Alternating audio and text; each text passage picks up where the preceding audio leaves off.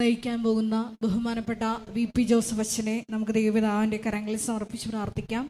ആരാധനയിലൂടെ നമുക്ക് ആവശ്യമായിട്ടുള്ള വചനങ്ങൾ അച്ഛൻ്റെ അധരങ്ങളിലൂടെ പ്രദാനം ചെയ്യപ്പെടുവാനും അത് കേൾക്കുന്ന നമ്മളിൽ ആന്തരികമായ വലിയ ചലനങ്ങൾ ഉണ്ടാകുവാനും ഞങ്ങളെ പുതിയ സൃഷ്ടികളാക്കി രൂപാന്തരപ്പെടുത്തണമേ എന്ന് ഒരു നിമിഷം പ്രാർത്ഥിക്കാം. ഒപ്പം തന്നെ ഈ ധ്യാനത്തിൻ്റെ എല്ലാ ഭൗതിക സാഹചര്യങ്ങളെയും ഈ അൾത്താരയിൽ ദൈവമാതാവിൻ്റെ മധ്യസ്ഥയിൽ സമർപ്പിച്ച് നമുക്ക് ഒരു നിമിഷം പ്രാർത്ഥിക്കാം. ഗാന ശുശ്രൂഷയിലായിരിക്കുന്ന സഹോദരങ്ങൾ, മധ്യസ്ഥ പ്രാർത്ഥനയിലായിരിക്കുന്ന സഹോദരങ്ങൾ, സൗണ്ട് കൈകാര്യം ചെയ്യുന്ന സഹോദരങ്ങൾ, ക്യാമറ കൈകാര്യം ചെയ്യുന്ന സഹോദരങ്ങൾ, ഈ ആലയത്തിൽ ഈ സമയം ശുശ്രൂഷയിലായിരിക്കുന്ന സഹോദരങ്ങളെ എല്ലാവരെയും നമുക്ക് ഈ അൾത്താരയിൽ സമർപ്പിച്ച് പ്രാർത്ഥിക്കാം. നിങ്ങൾക്ക് എല്ലാവർക്കും അറിയാം, 2004 ഡിസംബർ 7 ഉച്ചകഴിഞ്ഞ് 2:30 ഇങ്ങനെയുള്ള ഒരു ആരാധനാ മധ്യയാണ് സമയ ഘടികാരം നെഞ്ചിൽ ചാർത്തി ദൈവമാതാവ് ഈ അൾത്താരയിൽ പ്രത്യക്ഷയായത്. അതുകൊണ്ട് തന്നെ ഓരോ ആരാധനയിലും ദൈവമാതാവ് തൻ്റെ മക്കൾക്ക് വേണ്ടി മധ്യസ്ഥം പ്രാർത്ഥിക്കുന്ന വലിയ ആരാധനാ മണിക്കൂറിലേക്കാണ് നമ്മൾ പ്രവേശിക്കുന്നത്. അതുകൊണ്ട് തന്നെ നമ്മുടെ ഭാരങ്ങളും നമ്മളെ വിഷമിപ്പിക്കുന്ന എല്ലാ ആത്മനൊമ്പരങ്ങളും നമുക്ക് ഈ അൾത്താരയിൽ ഇറക്കി വെക്കാം. കാരണം പരിശുദ്ധ അമ്മ ജീവനോടെ പ്രത്യക്ഷപ്പെട്ട അൾത്താരയിൽ നമ്മുടെ സങ്കടങ്ങളെല്ലാം അറിഞ്ഞുകൊണ്ട് നമുക്ക് വേണ്ടി ദൈവപിതാവിൻ്റെ അടുത്ത് മധ്യസ്ഥം പ്രാർത്ഥിക്കുന്ന വലിയ ആരാധന മണിക്കൂറിലേക്കാണ് നമ്മൾ പോകുന്നത്. അതുകൊണ്ട് തന്നെ നമ്മുടെ വിഷയങ്ങളൊക്കെ ഈ ആൾത്താരയിൽ ഇറക്കി വെച്ച് നമ്മളെക്കാളൊക്കെ ഉപരിയായിട്ട് ഒത്തിരിയേറെ വിഷമസന്ധികളിലൂടെ കടന്നു പോകുന്ന മക്കള് ഈ മരിയൻ ഉടമ്പടി എടുത്തും അല്ലാതെ ലോകത്തും ജീവിക്കുന്നുണ്ട്. ആ മക്കളൊക്കെ ഈശോയെ അറിഞ്ഞ് സാക്ഷികളാക്കി ജീവിക്കാൻ ഇടവരുത്തണമേ എന്ന പ്രാർത്ഥനയോടുകൂടി ദിവികാരുണ്യനാഥനെ ഈ അൾത്താരയിൽ വരവേറ്റുകൊണ്ട് നമുക്ക് ഇരുകരങ്ങളും ഉയർത്തി ശക്തമായി സ്തുതിക്കാം. ഹല്ലേലൂയ, മഹത്വം മഹത്വം, ആരാധന ആരാധന. ഈശോയെ, ഈ ആരാധന മണിക്കൂറിലൂടെ അങ്ങയുടെ നാമം വീണ്ടും വീണ്ടും മഹത്വപ്പെടുത്തണമേ എന്ന് പ്രാർത്ഥിക്കുന്നു. ഞങ്ങളെ ഓരോരുത്തരെയും പ്രത്യക്ഷീകരണത്തിന്റെ സാക്ഷികളാക്കി ഉയർത്തണമേ എന്ന് പ്രാർത്ഥിക്കുന്നു. ഹല്ലേലൂയ ഹല്ലേലൂയ, മഹത്വം മഹത്വം, ആരാധന ആരാധന. ഹൃദയം തുറന്ന് ദൈവസ്നേഹത്തോടെ സ്തുതിക്കാം. ഹല്ലേലൂയ ഹല്ലേലൂയ ഹല്ലേലൂയ, ഈശ്വര ആരാധന. ഹല്ലേലൂയ ഹല്ലേലൂയ. ഞങ്ങളെ സ്വന്തമായി ഏറ്റെടുക്കണമേ എന്ന് പ്രാർത്ഥിക്കുന്നു. ഈശോയെ സ്വന്തമാക്കണമേ എന്ന് പ്രാർത്ഥിക്കുന്നു. ഹല്ലേലൂയ ഹല്ലേലൂയ, മഹത്വം മഹത്വം, ആരാധന ആരാധന. ഹല്ലേലൂയ ഹല്ലേലൂയ, ഈശ്വര ആരാധന. ഹല്ലേലൂയ ഹല്ലേലൂയ.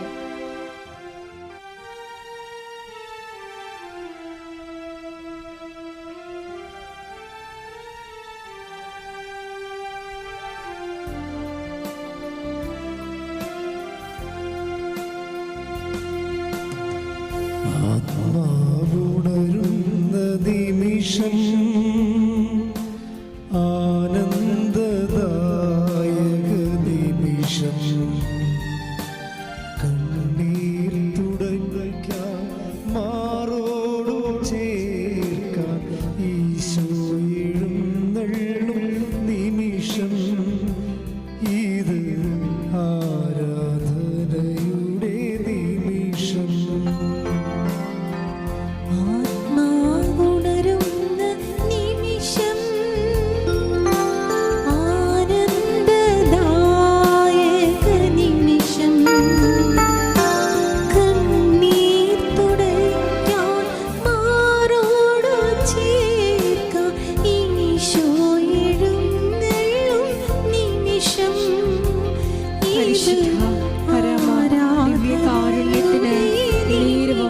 ആരാധനയും സ്തുതിയും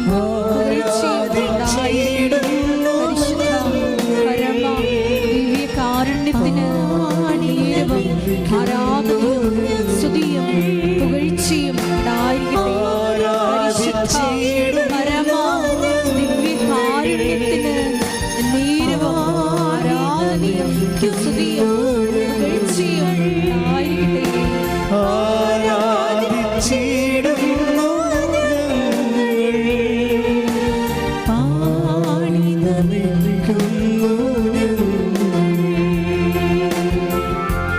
പ്രാർത്ഥിക്കാം. Hallelujah hallelujah.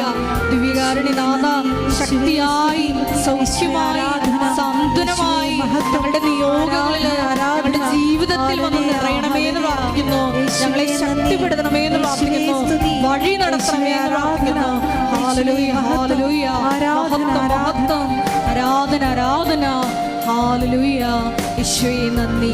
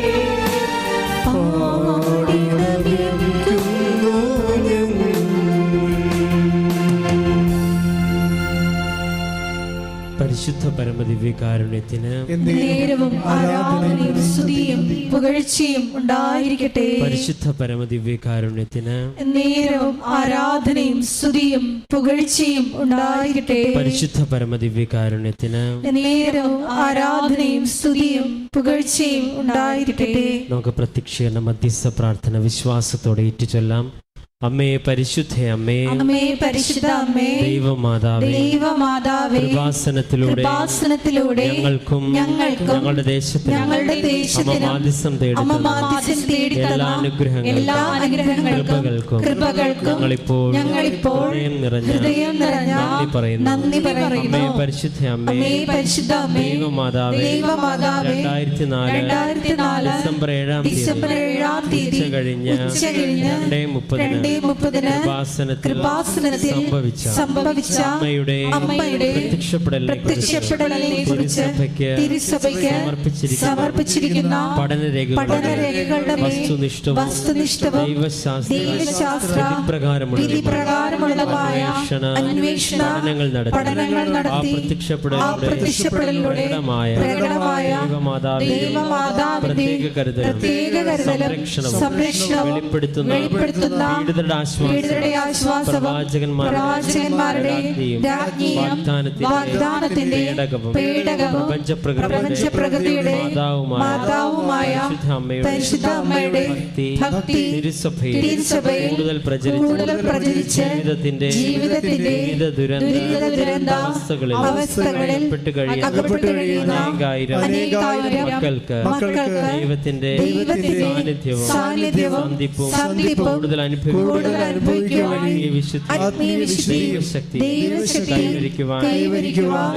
ഞങ്ങളുടെ കുടുംബങ്ങളെ ഇടയാക്കണമേ. സ്തുതിച്ച് പ്രാർത്ഥിക്കാം. ഹല്ലേലൂയ, ഹല്ലേലൂയ, ആരാധന. നാളിതുവരെ ഞങ്ങൾക്ക് ലഭിച്ച മരിയൻ ഉടമ്പടിയോട് ലഭിച്ച എല്ലാ കൃപകൾക്കും അനുഗ്രഹങ്ങൾക്കും നന്ദി പറയുന്നു. Hallelujah, hallelujah. മഹത്വം, മഹത്വം. ആരാധന, ആരാധന. ആരാധിച്ചിടുന്നു പാടി നമിക്കുന്നു ആരാധിച്ചിടുന്നു പാടി നമിക്കുന്നു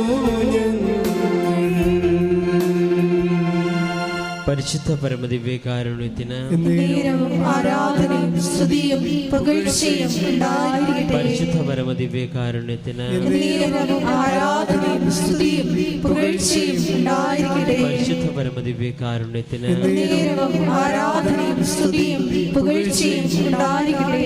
അമ്മേ പരിശുദ്ധയമ്മേ, അമ്മേ പരിശുദ്ധ അമ്മേ, ഭൂസ്വർലോകങ്ങളുടെ രാജ്ഞിയായ അങ്ങേയ്ക്ക് ഭൗമസംരക്ഷണത്തിനായി പ്രപഞ്ചപ്രകൃതിയെ തന്നെ പ്രത്യക്ഷീകരണം വഴി ഇടയാക്കണമേ. പരിശുദ്ധ അമ്മേ, ജപമാല മാതാവേ, സകല പ്രാർത്ഥനകളോട് ചേർത്ത് ഞങ്ങളിപ്പോൾ പ്രാർത്ഥിക്കുന്ന ഈ സമൂഹത്തിന്റെ പ്രത്യേക നിയോഗങ്ങളും നമുക്ക് മൗനമായി നമ്മുടെ നിയോഗങ്ങൾ പരിശുദ്ധമ്മയുടെ മധ്യസ്ഥതയിൽ സമർപ്പിച്ച് പ്രാർത്ഥിക്കാം.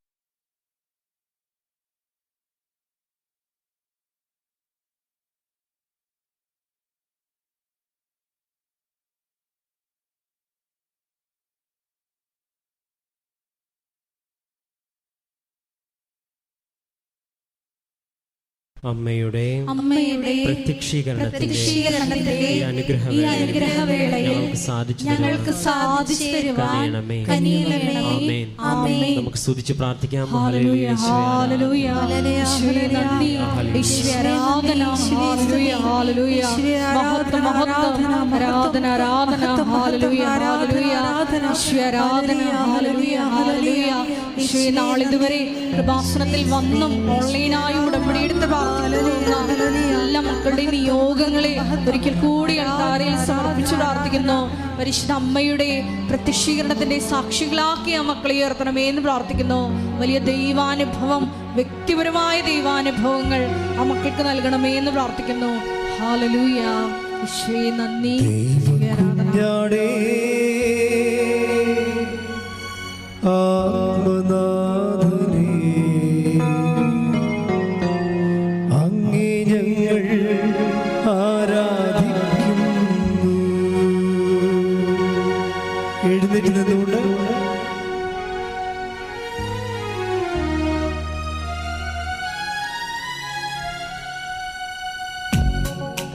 സ്നേഹത്തോടെ കരങ്ങളടിച്ച് സന്തോഷത്തോടെ നമുക്ക് പാടാം.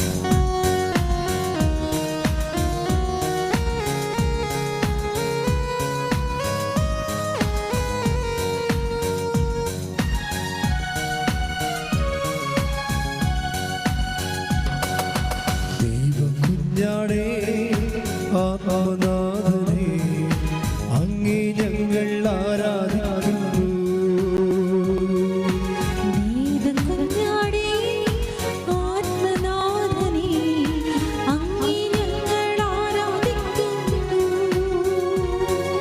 കൊല്ലപ്പെട്ടവനേ, ജീവനാഥനേ, അങ്ങേ ഞങ്ങൾ ആരാധിക്കുന്നു.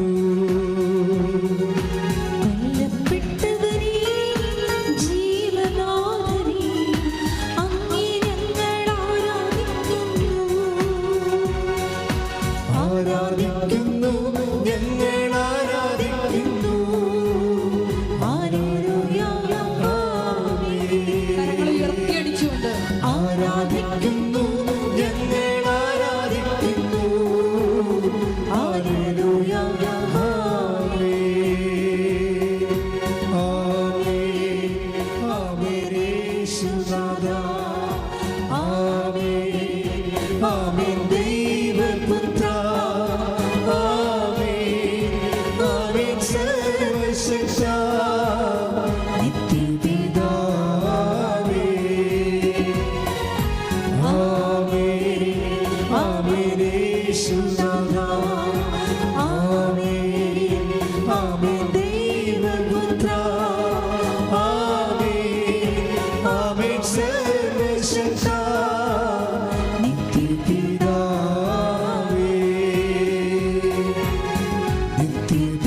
നിത്യപിതാവേ. യേശുവേ ആരാധന, ആരാധന, ആരാധന. യേശുവേ ഹല്ലേലൂയ, ഹല്ലേലൂയ, ഹല്ലേലൂയ. ഹല്ലേലൂയ, മഹത്വം, മഹത്വം, ആരാധന, ആരാധന. ശുക്രിയാട്ടത്തിലൂടെയും ശലോം ടെലിവിഷനിലൂടെയും ഈ ആരാധനയിൽ പങ്കെടുത്ത് പ്രാർത്ഥിക്കുന്ന യേശുവേ സ്തുതി, മുഴുവൻ ഹല്ലേലൂയ. മക്കളുടെ നിയോഗങ്ങളെ സമർപ്പിച്ച് പ്രാർത്ഥിക്കുന്നു. സോഷ്യൽ മീഡിയ പ്ലാറ്റ്ഫോമുകളിലൂടെ ഈ ആരാധനയിൽ പങ്കെടുത്ത് പ്രാർത്ഥിക്കുന്ന എല്ലാ മക്കളുടെയും നിയോഗങ്ങളെ ഏറ്റെടുക്കണമേ എന്ന് പ്രാർത്ഥിക്കുന്നു. മക്കളെ സാക്ഷികളാക്കി ഉയർത്തണമേ എന്ന് പ്രാർത്ഥിക്കുന്നു. ഹല്ലേലൂയ, ഹല്ലേലൂയ, മഹത്വം, മഹത്വം, ആരാധന, ആരാധന, ഹല്ലേലൂയ. Praise the Lord. നമുക്ക് ഒരുമിച്ച് കർത്താവിനെ സ്തുതിക്കാം. സ്തുതിക്കട്ടെ. ഹല്ലേലൂയ. ഹല്ലേലൂയ, ഹല്ലേലൂയ, മഹത്വം, മഹത്വം, ആരാധന, ആരാധന, ഹല്ലേലൂയ, ഹല്ലേലൂയ. യേശുവേ നന്ദി, ദൈവപിതാവേ ആരാധന. കരങ്ങളടിച്ചു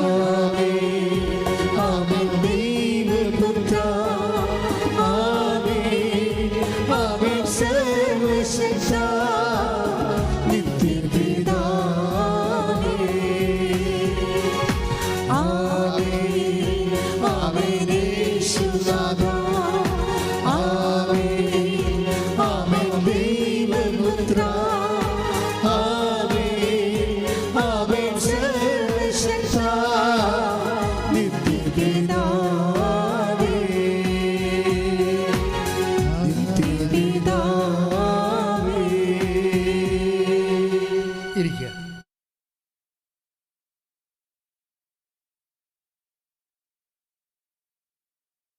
എൻ്റെ പ്രിയപ്പെട്ടവരെ, why should I be helped? ഞാൻ എന്തുകൊണ്ട് ദൈവത്താൽ സഹായിക്കപ്പെടണം? Why should God help me? എന്തുകൊണ്ട് ദൈവം എന്നെ സഹായിക്കണം? ജനറലായിട്ടുള്ള കാര്യങ്ങളല്ല, ജനറലായിട്ടുള്ള വിഷയങ്ങൾക്ക് പ്രത്യേകിച്ച് അത് ഓട്ടോമാറ്റിക്കായിട്ട് സൃഷ്ടിയുടെ കൂടെയുള്ളതാണ്. ഉൽപ്പത്തി അനുഗ്രഹങ്ങളെന്ന് പറയുന്ന ജനറ്റിക്കൽ ബ്ലെസ്സിങ്സ്, മക്കളുണ്ടാകുക, പഠിക്കുക, ആരോഗ്യമായിട്ട് ജീവിക്കുക, ജോലി കിട്ടുക, വിവാഹം കഴിക്കുക, അതെല്ലാം ജനറ്റിക്കൽ ബ്ലെസ്സിങ്സിലുള്ളതാണ്. സന്താന പുഷ്ടിയോടെ പെരുകി ഭൂമിയെ നിൻ്റെ ജീവിതത്തെ കീഴടക്കുക എന്നുള്ളത് ആദ്യമേ ദൈവം കൊടുത്തിരിക്കുന്ന ബ്ലെസ്സിങ്സാണ്. ഈ ജനറ്റിക്കൽ ബ്ലെസ്സിങ്സ് യുക്തിവാദികളും നിരീശ്വരവാദികളായാലും ശരി, അവർക്കും കുഞ്ഞുങ്ങളുണ്ടാകുകയും ജോലി കിട്ടുകയൊക്കെ ചെയ്യും, വീട് വെക്കുകയും ചെയ്യും. അതിനൊന്നും പ്രാർത്ഥനയുടെ ഒരു ആവശ്യമില്ല. We are speaking about the particular blessings, വിശിഷ്യ ഉള്ള അനുഗ്രഹങ്ങൾ. ഈ വിശിഷ്യ ഉള്ള അനുഗ്രഹങ്ങളെന്ന് പറയണത് ഒരു ഓർഡിനറി എപ്പോക്കിൽ നിന്ന് പെട്ടെന്ന് ട്വിസ്റ്റിങ് സംഭവിച്ചിട്ട് നമ്മളുടെ മുഴുവൻ മെറിറ്റ് വാനിഷ് ഔട്ടായിട്ട് we will be reduce into zero merit.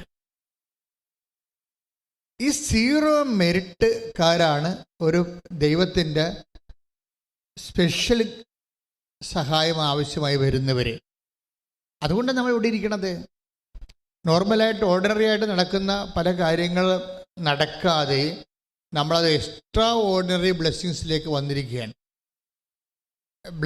ഇപ്പം നമുക്ക് കിട്ടുന്ന ഒരു സാക്ഷ്യാനുഭവം എന്ന് പറയുന്നത് it is an extra ordinary blessings. Ordinary blessings ആർക്കും കിട്ടാം.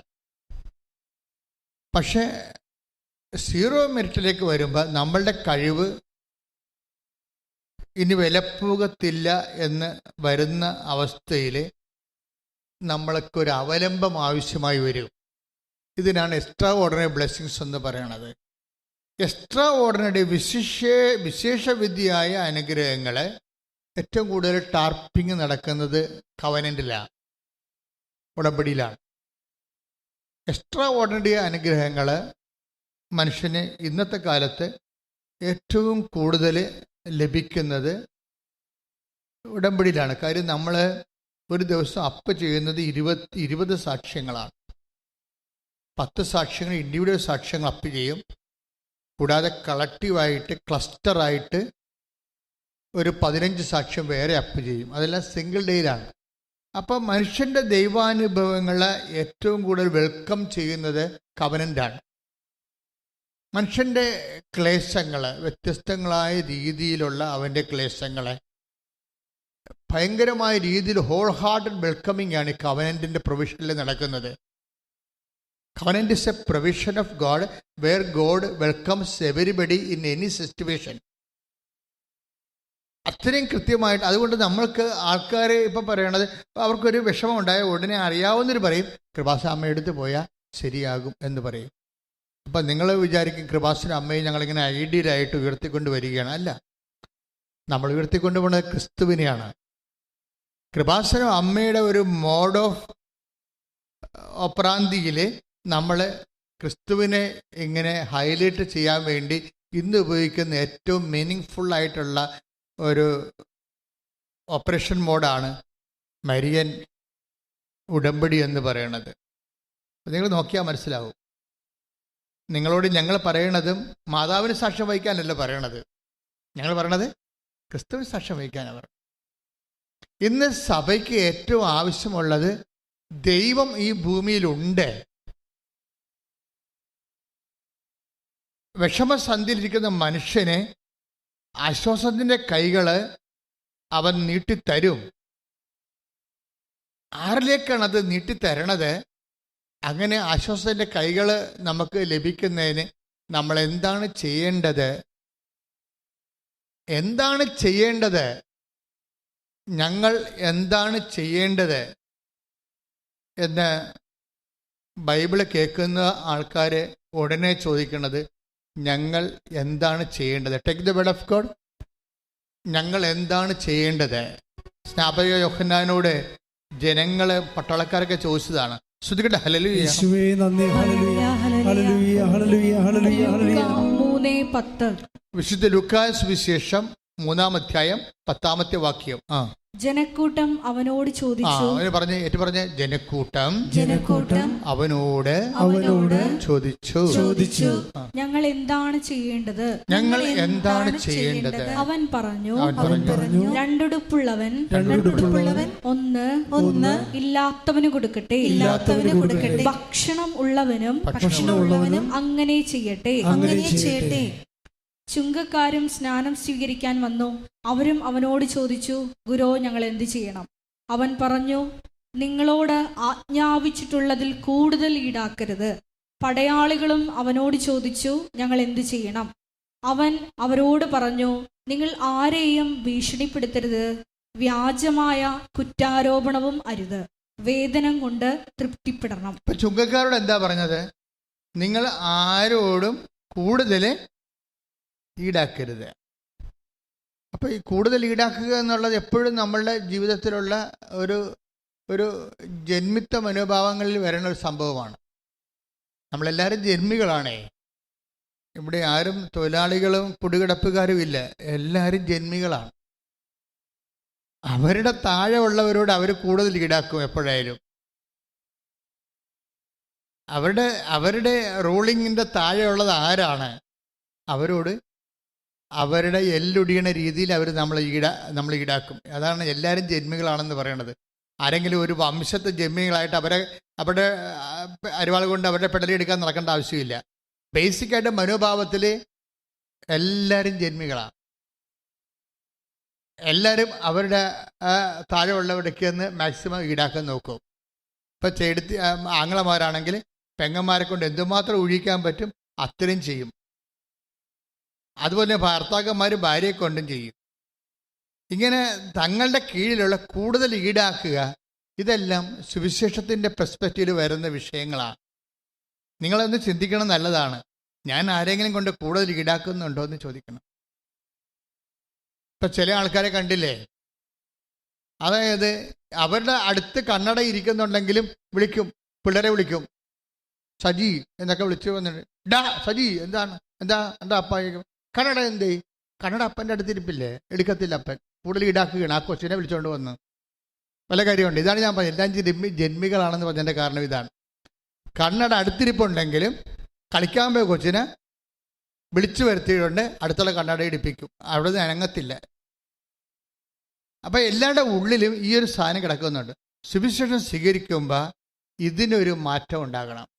ഉടമ്പടി നമ്മളെ വിളിക്കുന്നത് ഒരു മാറ്റത്തിലേക്കാണ്. ചുമ്മാ മാറ്റമല്ല, ക്രിസ്തുവിനെ ക്ഷണിക്കാൻ വേണ്ടിയുള്ള ഒരു മാറ്റമാണ്. ഹോശാനക്കാണെങ്കിലും ഒരു നീതി അവിടെ ഉണ്ട്. ഹോശാന ഞായറാഴ്ച കഴിഞ്ഞ് നിൽക്കുന്ന സമയമാണിത്. ഹോശാന ഞായറാഴ്ച എന്താ പറയണത്? നിങ്ങൾ പട്ടണത്തിൽ ചെല്ലുമ്പോൾ കവാടത്തിങ്കൽ ഒരു കഴുതക്കുട്ടിയെ കെട്ടിയിരിക്കണത് കാണും. തൽക്കാലം അതിന് വായ്പ വാങ്ങിച്ചാൽ മതി. അപ്പോൾ അവർ ചോദിക്കും, നിങ്ങൾ എന്തിനാണ് ഇതിനെ അഴിക്കണമെന്ന് ചോദിക്കും. അപ്പോൾ പറയും, ഗുരുവിന് ഇതിനെക്കൊണ്ട് ഇപ്പോഴാവശ്യമുണ്ട്, ആവശ്യം കഴിഞ്ഞ് തിരിച്ചു തരാം. അതാണ് അതിൻ്റെ നീതി എന്ന് പറയണത്. ഇപ്പം നമുക്ക് കണ്ടവൻ്റെ മുതലാണെങ്കിലും നമുക്ക് തൽക്കാലം ആവശ്യപ്പെട്ടാലും നമ്മൾ അത് കഴിയുമ്പോൾ നമ്മൾ തിരിച്ചു കൊടുക്കണം. അതാണ് സംഭവം. നിങ്ങൾ ചിന്തിച്ചാൽ മതി. നമ്മളൊരു ഒരു ആവശ്യത്തിന് വേണ്ടി മേടിച്ചതാണ്, എന്നിട്ട് അവർ പിന്നെ അവസാനം തിരക്കി വീട്ടിൽ വരുമ്പോഴാണ്, ഓ ഞാൻ മറന്നുപോയി എന്ന് പറയും. ഓ പറഞ്ഞിട്ട് ഞാൻ മറന്നുപോയി എന്ന്. അപ്പം ചിലപ്പോൾ ഞാനിപ്പോൾ അങ്ങോട്ട് കൊണ്ടുവരാൻ ഇരിക്കരുതെന്ന് പറയും. വെറുതെ കള്ളത്തരം. ഇതെല്ലാം കള്ളത്തരമാണ്. ഇതിലൊന്നും ഇവർക്കൊന്നും ഉടമ്പെടുക്കാൻ പറ്റത്തില്ല. കാര്യം എന്താണ്, അവർ കൂടുതൽ ഈടാക്കണവരാണ്. അപ്പം നിങ്ങളൊന്ന് ആത്മശോധന, ഞാൻ കൂടുതൽ ഈടാക്കുന്നുണ്ടോ എല്ലാ വിഷയത്തിനും? പട്ടാളക്കാരോട് പറയണത് എന്താണ്, നിങ്ങൾ ഗുണ്ടകളാണ്, സർക്കാരിൻ്റെ ഒഫീഷ്യൽ ഗുണ്ടകളാണ്.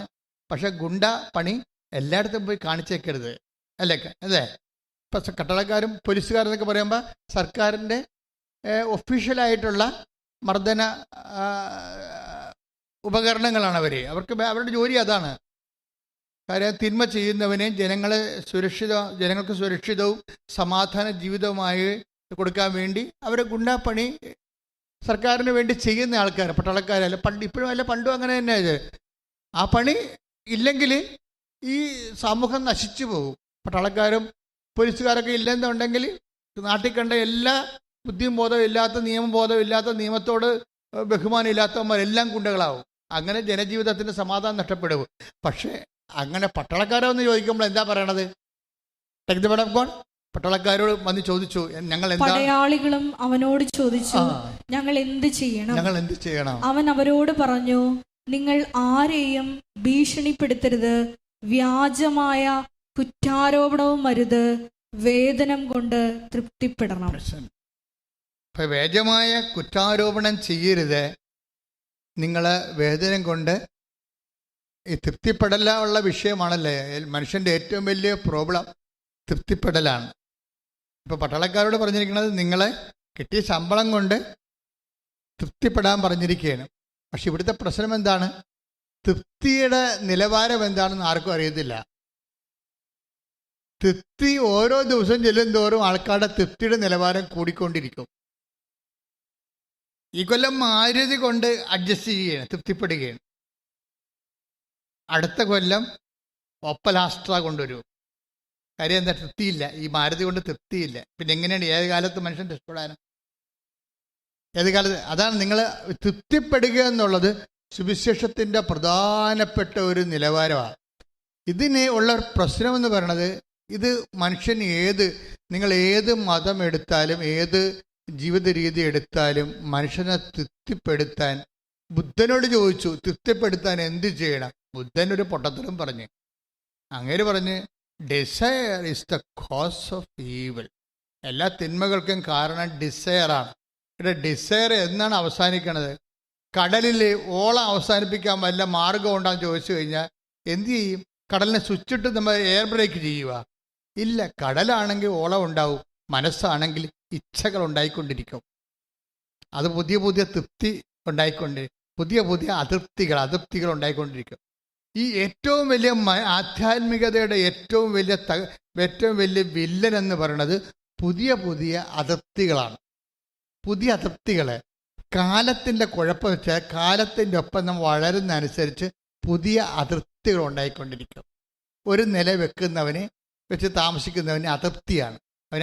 അവൻ അങ്ങോട്ടും ഇങ്ങോട്ടും കഴുത്ത് വെട്ടിച്ച് നോക്കി കഴുത്ത് ഉളുക്കിയിട്ട് പറയും അപ്പുറത്ത് 2 നില ഉണ്ടെന്ന് പറയും. പക്ഷേ ഇതിന് 2 നിലയാക്കാൻ വേണ്ടി അവൻ ബ്ലേഡിന് പോയി മൊത്തം ഊറ്റുകാരോട് കാശ് വാങ്ങിക്കും. പിന്നെ അവർ നിങ്ങളുടെ കിഡ്നിയും പറിച്ചുകൊണ്ട് പോകും. അതല്ലേ പ്രശ്നം? ഈ പ്രോബ്ലം ഉണ്ടാക്കുന്നത് ആരാണ്? തൃപ്തിക്കുറവാണ്. ശരിക്കും പറഞ്ഞാൽ എല്ലാ വിഷയങ്ങൾക്കും തൃപ്തിക്കുറവാണ്. അതുകൊണ്ട് കർത്താവ് എന്താ പറഞ്ഞത്? കർത്താവ് പറഞ്ഞത് തൃപ്തിക്കുറവിനെ അതൃപ്തിയെ ട്രീറ്റ് ചെയ്യണം. അതൃപ്തിയെ ട്രീറ്റ് ചെയ്യേണ്ടി വരും. അല്ലാതെ നിങ്ങൾ കുരിശാരോഹണത്തിൽ ഉയർപ്പിലും വിശ്വസിക്കണതിന് മുമ്പ് അതൊക്കെ എക്സിക്യൂട്ട് ചെയ്യണമെന്നെങ്കിൽ അതൃപ്തിയെ ട്രീറ്റ് ചെയ്യേണ്ടി വരും. അതൃപ്തിയെ എങ്ങനെ ട്രീറ്റ് ചെയ്യേണ്ടി വരും? അത് ഭയങ്കരമായൊരു വിഷയമാണ്. എന്നുവെച്ചാൽ അതൃപ്തി എന്ന് പറയുന്ന സംഭവം ഈ മുഴക്ക് വെള്ളത്തിൽ 3 പേരെ പറ്റിക്കണം എന്ന് പറയും. ഈ ഒരു മീനുണ്ട്, ബ്രാലെന്ന് പറയും, കണ്ണം ബ്രാലെന്ന് പറയും. ബ്രാലിനൊക്കെ കണ്ടു കാണുമല്ല, പിടിച്ചാൽ അവൻ അഴുക്കി ചീറ്റി അവൻ കയ്യിൽ നിന്ന് ഒഴുതിപ്പോവും. നമ്മൾ കുടത്തിലിട്ട് അവനെ പിടിക്കാൻ പറ്റത്തില്ല. കൈയിട്ട് കഴിയുമ്പോൾ അവൻ കറങ്ങി കളിക്കും. എന്താണ്? മുഴക്ക് വെള്ളത്തിൽ 3 പേരെ പറ്റിക്കും. അതിർത്തിക്ക് അങ്ങനെ ഒരു പ്രശ്നമുണ്ട്. നമ്മുടെ മനസ്സിന് അങ്ങനെ ഒരു പ്രോബ്ലം ഉണ്ട്. അവൻ ഇങ്ങനെ നമ്മളെ പിടിതരാതെ പറ്റിച്ചുകൊണ്ടേയിരിക്കും. ഒരെണ്ണം നമ്മൾ വിചാരിച്ച് കിട്ടിക്കഴിയുമ്പോൾ പിന്നെ നമ്മൾ അടുത്ത പാത്രത്തിൽ നോക്കും, അവിടെ എന്താ വിളമ്പിയെന്ന് നോക്കും, അവിടെ എന്താ കൊട്ടയിട്ട് മൂടി വെച്ചിരിക്കണമെന്ന് നോക്കും. അതിർത്തിക്ക് അങ്ങനെ പ്രശ്നമുണ്ട്. ഭക്ഷണം കഴിച്ച് കഴിഞ്ഞാലും പോലും അടുത്തതെല്ലാം മൂടി വെച്ചിരിക്കണം, എല്ലാം തുറന്നു നോക്കിക്കൊണ്ടിരിക്കും. ആ അതൃപ്തിയാണത്. അത് നമ്മുടെ സിസ്റ്റം, ഇത് failure is built into the system. സിസ്റ്റത്തിൽ തന്നെ ഫെയിലിയർ ബിൽറ്റ് ചെയ്യുന്നുണ്ട്. ഒരു മനുഷ്യനെ തകർച്ച അവൻ്റെ സിസ്റ്റത്തിൽ തന്നെ അപ്ലോഡ് ചെയ്ത് കൊടുക്കും. ആ തകർച്ചയുടെ ഒരു കാരണം അതൃപ്തിയാണ്. ഈ അതൃപ്തിയെ ട്രീറ്റ് ചെയ്യാതെ ഇരിക്കുന്നുള്ള കാലം, അതൃപ്തിയെ ട്രീറ്റ് ചെയ്യണത് ശരിക്കും പറഞ്ഞാൽ ഈശോ ഒരു അതൃപ്തിയെ ട്രീറ്റ് ചെയ്യണ ഭാഗമുണ്ട്. എവിടെയാണത്? അത് 5 ഭർത്താക്കന്മാർ ഉപയോഗിച്ചിട്ടും അതൃപ്തി ബാക്കി നിൽക്കുന്ന ഒരു സ്ത്രീയെ ട്രീറ്റ് ചെയ്യണ വിധം കണ്ടില്ലേ ബൈബിളിൽ? അവർക്ക് 5 ഭർത്താക്കന്മാരുണ്ടായിരുന്നു. നമ്മൾ ഈ ആത്മീയത എന്ന് പറയണ ഇതാണ് സാധനം. 5 ഭർത്താക്കന്മാർ ഈ ഭൂമിയിൽ ഒരു സ്ത്രീക്ക് ഉപയോഗിക്കാൻ പറ്റുമെങ്കിൽ ഭയങ്കര ലാവിഷ് ലൈഫാണ്. ഈ ലാവിഷ് ലൈഫ് 5 ഭർത്താക്കന്മാർ ഉപയോഗിച്ച് മാറ്റിയിട്ടും ആ ചേടത്തി എന്താ പറയണത്? ഈശോ എന്താ പറയുക അവരെ കണ്ടപ്പോൾ? ഈ വെള്ളം കുടിക്കണവർ ഇനിയും ദാഹിക്കുമെന്നാണ് പറയണത്. കാര്യം നീ ഇനി 6ാമത്തെ ഭർത്താവും 60ാമത്തെ ഭർത്താവും വന്നാലും ചേടത്തി നിന്റെ കാര്യത്തിൽ തീരുമാനം ഉണ്ടാകത്തില്ല. കാര്യം എന്താ? നിനക്ക് അതിർത്തി ബെൽറ്റിൻ്റെ സിസ്റ്റമാണ്. നിന്റെ സിസ്റ്റത്തിൽ അതിർത്തി അതല്ല ഇതല്ല നല്ലത്, അതായിരിക്കും നല്ലത്. പിന്നെ ആ ചേട്ടനെ കൂടി മയക്കി കയ്യിലാക്കി, അല്ലെങ്കിൽ ആ പെണ്ണിനെ കൂടി മയക്കി കയ്യിലാക്കി. ഇങ്ങനെ അതല്ലേ ഈ ഭർത്താക്കന്മാർ, ഭാര്യമാർ നല്ല ഭാര്യമാരും ഉണ്ടാകും, മറ്റു പെണ്ണുങ്ങളെ ഇങ്ങനെ കറങ്ങി പൂവാലന്മാർ നടക്കില്ല. ഭർത്താക്കന്മാരാണെങ്കിലും അവർ ബേസിക് പൂവാലന്മാരായിട്ട് നടക്കുന്നവർ ഇപ്പോഴും ഉണ്ട്. അതല്ലേ ഭാര്യമാരൊക്കെ ചിലരൊക്കെ ഇങ്ങനെ തീ കത്തിച്ചൊക്കെ മരിക്കണേ. എന്താ കാര്യം? ഈ മനുഷ്യൻ്റെ മൊബൈൽ നോക്കിയിട്ടാണ്. ഇയാൾ നമ്മളോട് സംസാരിക്കാൻ അയാൾക്ക് സമയമില്ല. എന്നാൽ മൊബൈൽ അയാൾ പുറത്തിറക്കും, ഭയങ്കരമായിട്ടുള്ള 1 മണിക്കൂറൊക്കെ സംസാരിക്കും. അപ്പോൾ ഇത് കാണുമ്പോൾ യഥാർത്ഥ സത്യസന്ധമായിട്ട് സ്നേഹിക്കുന്ന പെണ്ണുങ്ങൾക്ക് ജീവിക്കേണ്ടെന്ന് തോന്നിപ്പോവും. കാര്യം മനുഷ്യൻ്റെ അതൃപ്തിയാണ്. ഈ നോൻപ് കാലമാണ് ഇതിനൊക്കെ പറ്റുന്ന ഒരു സമയം, ഇതൊക്കെ ഒന്ന് കൈകാര്യം ചെയ്യാനുള്ള സമയം. പക്ഷേ നോൻപ് കാലത്ത് നമ്മൾ ഏറ്റവും കൂടുതൽ ലോകത്തന്മാരായി ജീവിക്കുന്ന ഒരു സമയമാണ് ചില ആൾക്കാർക്ക്. നോൻപ് ഉണ്ടായിട്ട് നോൻപ് എടുക്കാതെ ജീവിക്കുന്ന ആൾക്കാരില്ലേ? നോൻപ് എടുത്തിട്ട് ഇനി ഈസ്റ്റർ വന്നിട്ട് ഘോഷിക്കാനിരിക്കുന്ന ആൾക്കാരില്ലേ? രണ്ടും ഒരുപോലെയാണ്. നോൻപ് ഉണ്ടായിട്ട് നോൻപ് എടുക്കാത്തവനും നോൻപ് ഈസ്റ്റർ കഴിഞ്ഞിട്ട് നോൻപ് ബ്രേക്ക് ചെയ്യാനിരിക്കുന്ന ആൾക്കാരും ഒരേ വള്ളത്തിൽ കെട്ടിക്കൊണ്ടുപോകാൻ പറ്റുന്ന, അവിടെ ഉള്ളിലെല്ലാം ഉള്ളത് അതൃപ്തിയാണ്. അതൃപ്തി. അവർക്കൊന്നും മുതലാകണില്ല. അവർക്കൊന്നും എഴുപിന്നേലും ഒരു പ്രാന്തനെ ഞാൻ പണ്ട് പരിചയപ്പെട്ടു. അവരോട് എന്ത് പറഞ്ഞാൽ ആൾക്കാർ എന്ത് പറഞ്ഞാൽ പറയുമ്പോൾ അതും മുതലാകത്തില്ലെന്ന് പറയും. അതും മുതലാകത്തില്ല. അതുപോലെ എല്ലാം ഒന്നും മുതലാകാത്ത മനുഷ്യർ, അവിടെ ഉള്ളിൽ എപ്പോഴും അതൃപ്തി ഉണ്ടാകും. ഇപ്പം നിങ്ങൾ ഉടമ്പടി വെച്ചിരിക്കുന്ന തന്നെ പല കാര്യങ്ങളും തന്നെ ഇതുപോലെ അതൃപ്തിയുടെ ഭാഗമായിട്ട് വെച്ചിരിക്കുന്ന നിയോഗങ്ങളാണ്. നിങ്ങൾ നിയോഗമായിട്ട് വെച്ചിരിക്കണില്ലേ?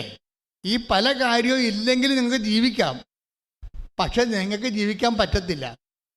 നിങ്ങൾ ഉടമ്പടി വെച്ചിരിക്കുന്ന കാര്യങ്ങൾ നോക്കിക്കേ. ഇതിൽ ഇപ്പം നമ്മളിങ്ങനെ ടിക്ക് ചെയ്ത് വെച്ച്, ഇപ്പം നിങ്ങൾ എൻ്റെ അടുത്ത് ഉടമ്പടി കൊണ്ടുവരികയാണ്, ചെടുത്തി ഇതില്ലെങ്കിൽ ജീവിക്കാൻ പറ്റുമോ? ഈ സ്ഥലം വിറ്റ് പോയില്ലെങ്കിൽ എങ്ങനെ ജീവിക്കും? വിറ്റ് പോയില്ലെങ്കിൽ ജീവിക്കാൻ പറ്റത്തില്ല. വിറ്റാൽ കൊള്ളാം, അത്രയും കാശ് കൈ കിട്ടുമല്ലോ. അല്ലെങ്കിൽ നമ്മൾ ചത്ത മക്കളെ വിറ്റെടുത്ത് അവർക്ക് കാശെടുക്കും അവർ. അപ്പം അത് പട്ടിക ഈ സ്ഥലം വിൽക്കണമെന്ന് പറഞ്ഞാൽ എഴുതിയിരിക്കുകയാണ് സംഭവം. അപ്പം ഞാൻ ചെടുത്ത് ചേച്ചി ഈ സ്ഥലം വിറ്റില്ലെങ്കിൽ വല്ല കുഴപ്പമുണ്ടോ? വിറ്റില്ലെങ്കിൽ കുഴപ്പമൊന്നുമില്ല, മറ്റോ വിറ്റെടുക്കും, അതാ കുഴപ്പം. അതാ മരുമകളെ വിറ്റെടുക്കുമെന്നാണ് പറയണത്. അത് നമ്മൾ പറയത്തില്ല. മൂത്തമ്മൻ്റെ മരുമകള് ഒന്നും അറിയാം, ഇതുണ്ടാക്കിയെടുത്ത കഷ്ടപ്പെടുത്തപ്പെട്ടത് എനിക്കറിയാം. അപ്പം ഇത് ഞാൻ വിറ്റെടുത്തില്ല എന്നുണ്ടെങ്കിൽ കൈ നനയാത്ത മീൻ പിടിച്ചോണ്ട് പോകുമെന്നാണ് പറയണത്. അപ്പം ഇത് ഉടമ്പടി വെച്ചിട്ടുണ്ട്, ഈ സാധനം നിയോഗം വെച്ചിട്ടുണ്ട്. അതൃപ്തിയാണ് ഈ സാധനം.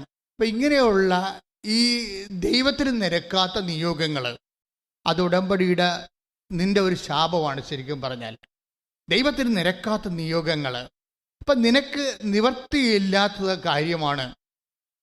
നിനക്ക് ഇത് കൂടിയേ തീരൂ, പക്ഷെ നിനക്കതിനുള്ള കഴിവില്ല. കർത്താവേ നീ മാത്രമേ ഉള്ളൂ എന്ന് പറഞ്ഞാൽ ആ നിയോഗമൊക്കെ പെട്ടെന്ന് കത്തുപിടിക്കും. നിങ്ങൾ ഇതിൻ്റെ കൂടെ ഈ നനഞ്ഞ പടക്കം വെക്കണമെങ്കിൽ കുഴപ്പം വരണത്. നിയോഗം വെക്കുമ്പോൾ നമ്മൾ ശ്രദ്ധിക്കണം, അതിൻ്റെ അകത്ത് നനഞ്ഞ പടക്കം വെക്കരുത്, നനഞ്ഞ സാധനം വെക്കരുത്. കളഞ്ഞ് അത് പെട്ടെന്ന് കത്തുപിടിക്കണ കാര്യം. പെട്ടെന്ന് കത്തുപിടിക്കണ വെച്ചാൽ ഇത് നടന്നില്ലെങ്കിൽ നിനക്ക് ജീവിക്കാൻ പറ്റത്തില്ല. ഇത് നടക്കാതെ ഇതല്ലാതെ വേറൊരു ഓപ്ഷൻ ഇല്ല. അതിന് നടത്തിയെടുക്കാൻ എനിക്ക് കഴിവുമില്ല, എൻ്റെ ദൈവത്തിന് മാത്രമേ പറ്റത്തുള്ളൂ. അങ്ങനെയുള്ള സാധനം എന്ന് വെച്ച് നോക്കിക്കേ, ടക്ക് ടക്കാന്ന് കത്തിപ്പോകും സാധനം. കാര്യം എന്താണ്? അത് നിയോഗത്തിൻ്റെ സത്യസന്ധതയാണ്. 6 കാര്യം എഴുതാമല്ലോ എന്ന് വിചാരിച്ചാൽ ഇന്നത്തെ മനുഷ്യന് 6 കൂടുതൽ കാര്യങ്ങളുണ്ടെന്ന് എൻ്റെ ജീവിതാനുഭവങ്ങൾ കൊണ്ടും പിന്നെ ഉടമ്പടിയിൽ 6 ഒരു പ്രധാനപ്പെട്ട നമ്പറായത് കൊണ്ടുമാണ് ഈ 6 വെച്ചിരിക്കണത്. പക്ഷെ 6 കാര്യം ഇല്ലെങ്കിൽ എഴുതേണ്ട മോനെ. 6 കാര്യം ഇല്ലെങ്കിൽ 2 ഉള്ളെങ്കിൽ ഏറ്റവും ടോപ്പായ 2 കാര്യം എഴുതിയാൽ മതി. ബാക്കിയെല്ലാം ദൈവത്തിന് പ്രയോജനമുള്ള കാര്യങ്ങൾ എഴുതണം. ബാക്കിയെല്ലാം 2 കാര്യങ്ങൾ എഴുതിയപ്പോൾ നീ ഓക്കെ ആണെങ്കിൽ 4 കാര്യങ്ങൾ കോളം ഉണ്ടെങ്കിൽ തേക്കാൻ വേണ്ടി ഓരോ കാര്യം എഴുതരുത്. മറിച്ച് അതിനെല്ലാം ദൈവത്തിന് പ്രയോജനമുള്ള കാര്യങ്ങൾ എഴുതണം. ദൈവാത്മാവിൽ നിറയാൻ എഴുതണം, സഭ വളരാൻ എഴുതണം, സഭയിലുള്ള പ്രശ്നങ്ങൾ തീർന്നിട്ട് ദൈവം മഹത്വപ്പെടാൻ എഴുതണം, ഉടമ്പടി എടുത്തിട്ടുള്ള എല്ലാവരും സാക്ഷികളാകാൻ എഴുതണം. അങ്ങനെ ദൈവത്തിന് മഹത്വവും സ്നേഹവും ഉണ്ടാകാനുള്ള കാര്യങ്ങൾ അതിന് നിറക്കുമ്പോൾ ദൈവത്തിന് മനസ്സിലാകും നീ ജെനുവിനാണെന്ന് മനസ്സിലാകും. ജെനുവിനാണെന്ന്, സത്യസന്ധയായിട്ടുള്ള ആളാണെന്ന് മനസ്സിലായി കഴിഞ്ഞാൽ ദൈവം നിന്നെ അഭിഷേകം ചെയ്യും, ദൈവം നിന്നെ ഓൺ ചെയ്യും. അല്ലെങ്കിൽ നിങ്ങളുടെ 6 കാര്യം സാധിച്ചിട്ട് നിങ്ങളെ ക്യാൻസൽ ചെയ്യും. പലരെയും ഞാൻ കണ്ടിട്ടുണ്ട്. ഇപ്പം 3-ാമത്തെ ഉടമ്പടിയിലും 6 കാര്യം സാധിച്ച് സാക്ഷ്യം പറഞ്ഞ ആൾക്കാർ ഈ ആഴ്ച ഉണ്ടായിട്ടുണ്ട്. 3-ാമത്തെ ഉടമ്പടി എടുത്ത് അപ്പോഴും 6 കാര്യം സാധിച്ചവർ സാക്ഷ്യം 3-ാമത്തെ സാക്ഷ്യം പറഞ്ഞിരിക്കുകയാണ്. പക്ഷെ ആളെ കണ്ടു കഴിഞ്ഞാൽ ചിലപ്പോൾ ഉടമ്പടി ഇങ്ങനെ ഒരാൾ ഇങ്ങനെ ഒരു സാക്ഷ്യം പറയേണ്ടിയില്ലാഞ്ഞെന്ന് തോന്നും. എന്താ കാര്യം? അവിടെ വയറ്റിപ്പഴപ്പിൻ്റെ കാര്യങ്ങളൊക്കെ എഴുതിയിട്ട് അതൊക്കെ ദൈവം ചെയ്തു കൊടുത്ത് അവർ പോവുകയും സാക്ഷ്യം പറഞ്ഞ്. ദൈവം അതല്ല ഉദ്ദേശിക്കണത്. ദൈവം നിങ്ങളെ ഓൺ ചെയ്യണം. ദൈവം നിങ്ങളെ ഓൺ ചെയ്യണമെങ്കിൽ ആരാകണം? നിങ്ങൾ ഒരു മരിയൻ മെൻറ്ററാകണം. എന്താ വെച്ചാൽ മെൻറ്റർ എന്ന് പറഞ്ഞാൽ അത് നിങ്ങൾ ഒരേ സമയം തന്നെ അതിനെ പ്രൊമോട്ടറും ആകണം, അത് തന്നെ കർത്താവിൻ്റെ ഒരു സാക്ഷിയുമാകണം. ഈ ദിവസങ്ങളിലെ ഏറ്റവും നല്ല സാക്ഷ്യങ്ങൾ സ്മിത പ്രിൻസിൻ്റെ സാക്ഷ്യങ്ങളാണ്. എല്ലാ സാക്ഷ്യങ്ങളും നല്ലതാണ്.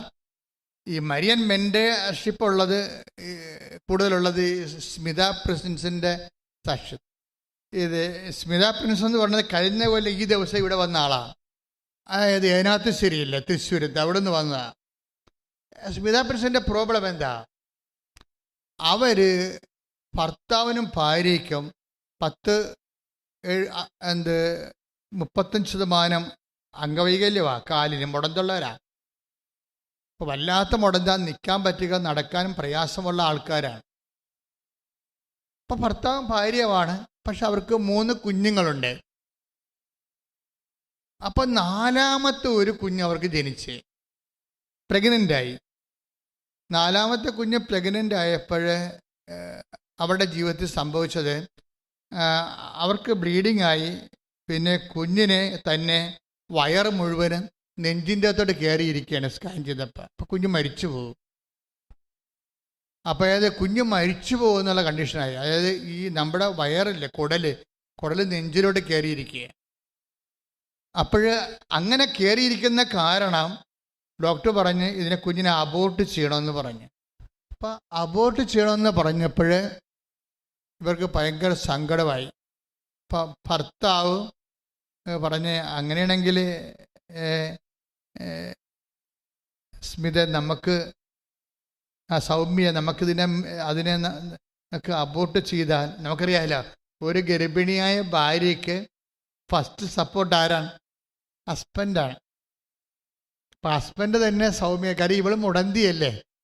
ഈ 7-ാമത്തെ മാസം ഈ മുടന്ത് കാലം വയറും വരച്ചുകൊണ്ട് ഈ കുഞ്ഞിന് വേണ്ടി രക്തസാക്ഷിയായിട്ട് ജീവിക്കുകയാണ്. മുടന്തുണ്ട്, പിന്നെ വയറും വലുതാണ്, 7 മാസം ആയില്ലേ. ഇപ്പോഴാണ് ഈ വയറ് മുഴുവനും കയറി നെഞ്ചിലിരിക്കണത്. ഇപ്പോഴാണ് കുഞ്ഞിൻ്റെ ശ്വാസം മുട്ടണത്, കുഞ്ഞ് വയറ്റിൽ കിടന്ന് മരിക്കാൻ പോകണത്. അപ്പം അങ്ങനെ വന്നപ്പോൾ ഡോക്ടർ പറഞ്ഞ് അബോർട്ട് ചെയ്ത് കളയാമെന്ന് പറഞ്ഞ്. അപ്പോൾ ഇവളുടെ ഇനി ഈ കുഞ്ഞിന് അംഗവൈകല്യത്തോടു കൂടിയാണ് ജനിക്കണമെന്നുണ്ടെങ്കിൽ അങ്ങനെ ജനിക്കുമെന്നാണ് ഡോക്ടർ പറയണത്.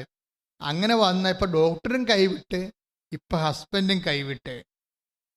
അപ്പം ഇവർക്ക് ആരുമില്ല ശരിക്കും പറഞ്ഞാൽ. എന്ന് ഇവർ ഹസ്ബൻഡും വൈഫും തമ്മിൽ ഭയങ്കര സ്നേഹമാണ്. പക്ഷെ പറഞ്ഞ കാര്യം ഭാര്യയെ സഹായിക്കാൻ വേണ്ടിയാണ് ഹസ്ബൻഡ് അങ്ങനെ പറയണത്. സൗമ്യ നമുക്കിതിനെ അബോർട്ട് ചെയ്യാമെന്ന് പറഞ്ഞു, നമുക്ക് 3 കുഞ്ഞുങ്ങളുണ്ടല്ല എന്നത്. പക്ഷേ ഈ സൗമ്യ എന്ന് പറയുന്ന ആള് എനിക്ക് മനസ്സിലായിടത്തോളം ദൈവത്തിൻ്റെ ഒരാളാണ്. അച്ഛാ, ഭർത്താവും ദൈവവും കൂടി നിന്ന് കഴിഞ്ഞാൽ ഒരു 90% പെണ്ണുങ്ങളും ഭർത്താവിന് കൂടെ നിൽക്കുകയുള്ളൂ. കാര്യം നമുക്ക് ആഹാരം തന്നതും മിണ്ടിയും പറഞ്ഞിരിക്കുന്നത് ദൈവമല്ല, നമ്മുടെ ഇച്ഛായനല്ലേ എന്ന് പറഞ്ഞുകൊണ്ട് ഈ 90% പെണ്ണുങ്ങളും ഇങ്ങനെയുള്ള സ്ഥിതിക്ക് ഭർത്താവ് പറഞ്ഞാൽ കേൾക്കത്തുള്ളൂ. അവിടെയാണ് പ്രശ്നം വന്നത്. കർത്താവ് പറഞ്ഞൊരു വാക്കുണ്ട്, എന്താണ്? ഉയർത്തെഴുന്നേറ്റ് പോകാൻ നേരത്ത്, പിരിപാടാകാൻ സ്വർഗത്തിലേക്ക് തിരിച്ചു പോകാൻ നേരത്ത് കർത്താവ് ഒരു വാക്ക് പറഞ്ഞിട്ടുണ്ട്. എന്താണ്?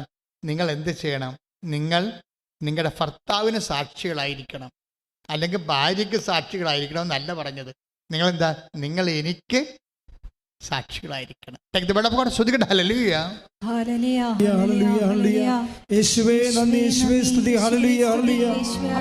പ്രവർത്തനങ്ങൾ 1:8.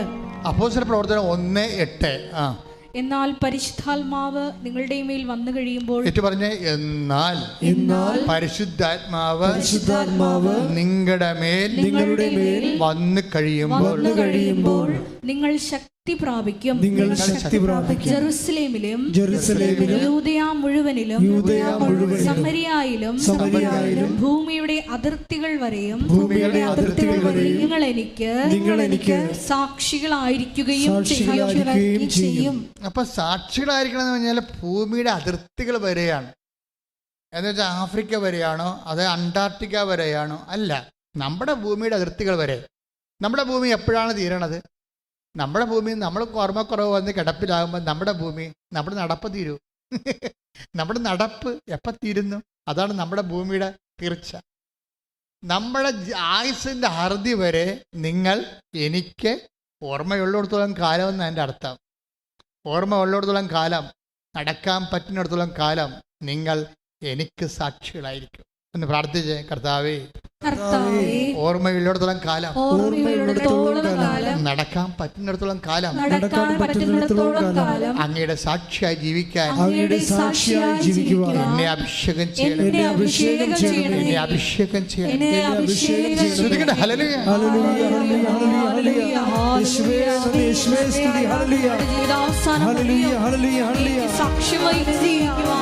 ആരാധനയിലൂടെ ഞങ്ങളെ തിരഞ്ഞെടുത്ത് അഭിഷേകം ചെയ്യണമേ.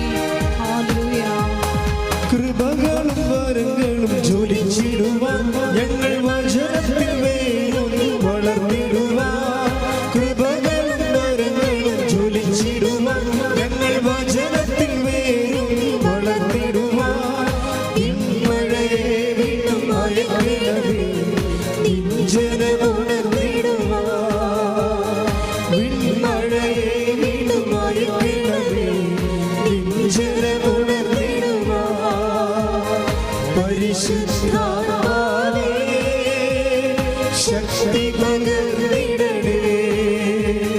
പരിശുദ്ധാത്മാവേ, ശക്തി പകർന്നിടണേ.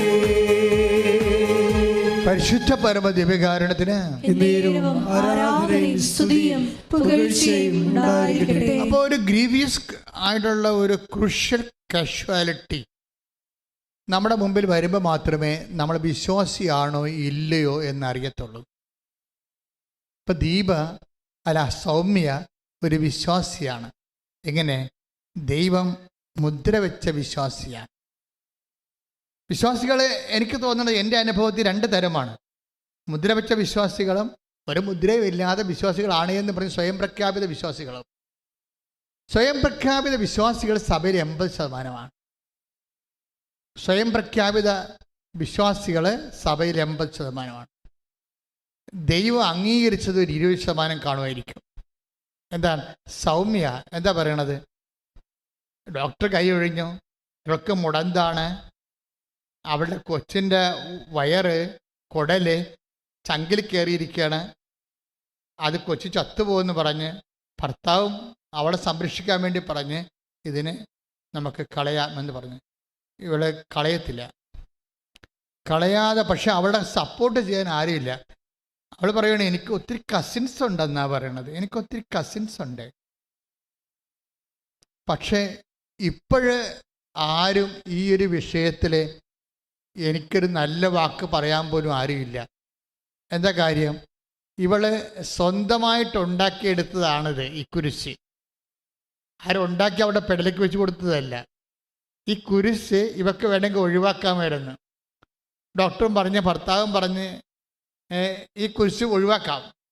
പക്ഷേ ഇവള് ക്രിസ്തുവിനെ പ്രതി മാത്രമാണ് ഇപ്പം ഈ കുരിശ് എടുത്തിരിക്കണത്. അപ്പം അതുകൊണ്ട് ആരും അവളെ കൺസോൾ ചെയ്യാനില്ല. അവൾ പറഞ്ഞു എനിക്ക് ഒത്തിരി കസിൻസ് ഉള്ളതാണ്, എല്ലാ കാര്യത്തിനും അവരെന്നെ ഹെൽപ്പ് ചെയ്യുമായിരുന്നു.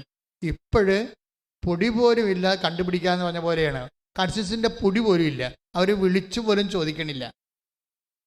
ഓ എൻ്റെ അമ്മേ, ഈ കാലത്ത് ഏറ്റവും വലിയ ഒരു ദുരിതം എന്ന് പറയണത് ആരും വിളിച്ചു ചോദിക്കാനില്ലാത്തതാണ്.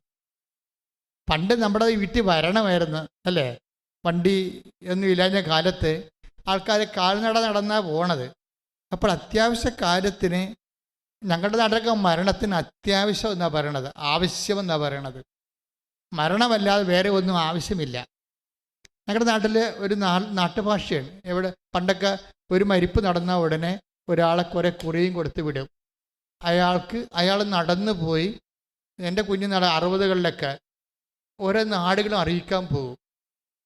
അപ്പോൾ അവർക്ക് കുറച്ച് പൈസയും കുറച്ച് കവറും കൂടി കൊടുത്തു വിടും. അങ്ങനെ കൊടുത്തു വിട്ട് ഇവർ ഞങ്ങളുടെ കിഴക്കൻ നാട്ടിലും വടക്കൻ നാട്ടിലൊക്കെ പോയി അറിയിക്കും. അപ്പം അങ്ങനെ അറിയിച്ചുകൊണ്ട് വരുമ്പോൾ ഒരു കുടയ ഉണ്ടാവും. അത് പ്രായമായ ഒരു മനുഷ്യനും കുറച്ച് ഒരു മധ്യവയസ്കനായിരിക്കും. അപ്പം എന്താ പറയണത്? ആവശ്യത്തിന് പോയെന്നാണ് പറയണത്. ആവശ്യം വന്നിട്ടുണ്ടെന്ന് പറയാം. അപ്പം മരിപ്പ് വരണമെങ്കിൽ ആവശ്യം വന്നു. അന്നത്തെ കാലത്ത് വണ്ടിയും കാറൊന്നും ഇല്ലാത്ത കാരണം ആവശ്യം ഒന്നേ ഉള്ളൂ, മരിപ്പ് അറിയിക്കുകയാണ് പ്രധാനപ്പെട്ട ആവശ്യം. അതുകൊണ്ട് ആ വിഷയത്തിന് ആവശ്യമെന്നാണ് മനുഷ്യൻ പറഞ്ഞുകൊണ്ടിരുന്നത്. നമുക്കിപ്പോൾ ഓർക്കുമ്പോൾ ഞങ്ങളുടെ നാട്ടിലൊക്കെ ആ വാക്ക് തേഞ്ഞു മാഞ്ഞു പോയി. അത് ഉപയോഗിക്കണ തലമുറ മൺമറഞ്ഞു പോയി.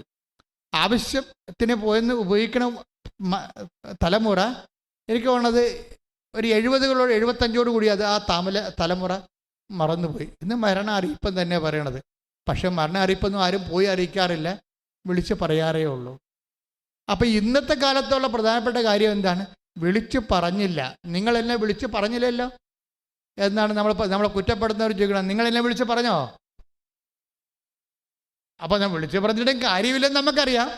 പക്ഷെ അവരിപ്പം നമ്മളെ കുറ്റപ്പെടുത്താൻ വേണ്ടി കാര്യം കണ്ടുപിടിക്കുകയാണ്. എന്താണ്?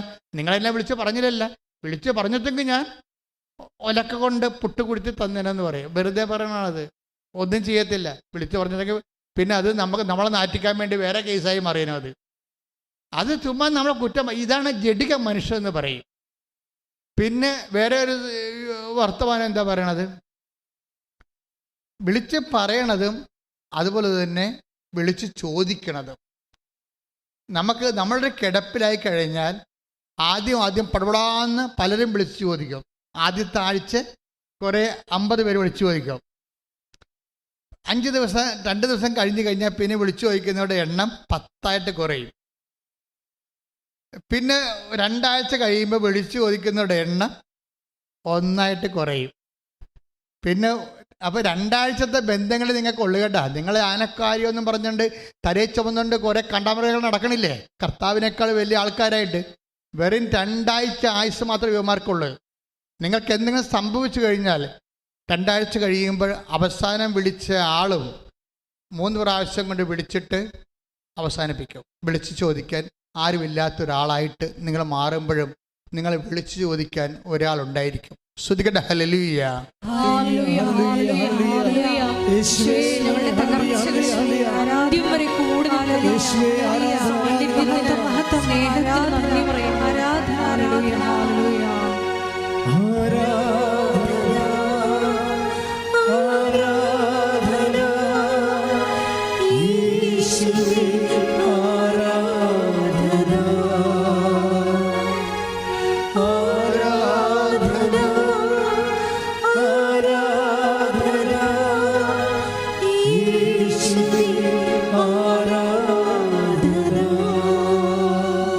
ദൈവത്തെക്കാൾ പ്രാധാന്യം കൊടുത്തുകൊണ്ട് തലേ ചുമന്ന് നടക്കുന്ന പിണ്ണാക്ക് ചാക്കുമൊക്കെ ഇറക്കി താഴെ വെക്കണം.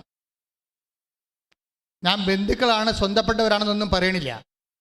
ദൈവത്തെക്കാൾ പ്രാധാന്യം ആർക്ക് നിങ്ങൾ കൊടുത്താലും അത് നനഞ്ഞ പിണ്ണാക്കും ചാക്കാണ്. 3 മാസം കഴിഞ്ഞാൽ പിന്നെ അവർ നമ്മളോട് വിളിച്ച് ചോദിക്കത്തില്ല.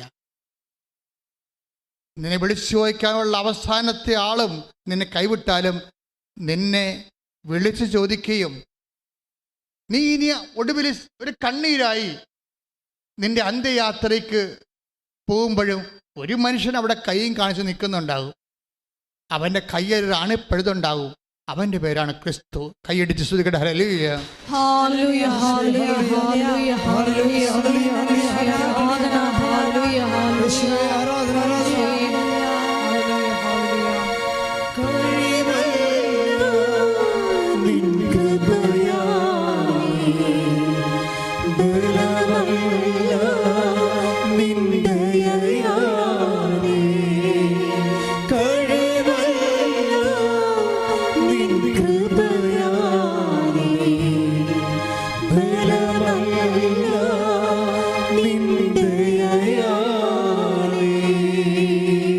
പരിശുദ്ധ പരമ ദിവ്യകാരുണ്യത്തിന് നേരവും ആരാധനയും സ്തുതിയും പുകഴ്ചയും ഉണ്ടായിരിക്കട്ടെ. ഞാൻ ഒരു ദിവസം താബോർ മലയുടെ മുകളിൽ നിൽക്കുകയായിരുന്നു. വിശുദ്ധ നാട്ടിൽ പോയപ്പോഴേ എനിക്ക് ഏറ്റവും കൊതിയോടെ ഞാൻ കയറിപ്പോയ ഒരു മലയാണ് താബോർ മല. കുറേ ജീപ്പിൽ പോകാം, പിന്നെ നമുക്ക് നടന്നു പോകാം. നടന്നു പോണത് വല്ലാത്ത എക്സ്പീരിയൻസാണ്. കാര്യം നടന്നു പോകണമെങ്കിൽ ചങ്ങലവട്ട കയറി നമ്മൾ പോകുമ്പോൾ 1 കിലോമീറ്റർ ഉണ്ട് നടക്കാൻ. ചില സമയത്ത് വഴി നേരെ വരും, ചില സമയത്ത് വഴി വളഞ്ഞു വരും, ഇങ്ങനെ വരും.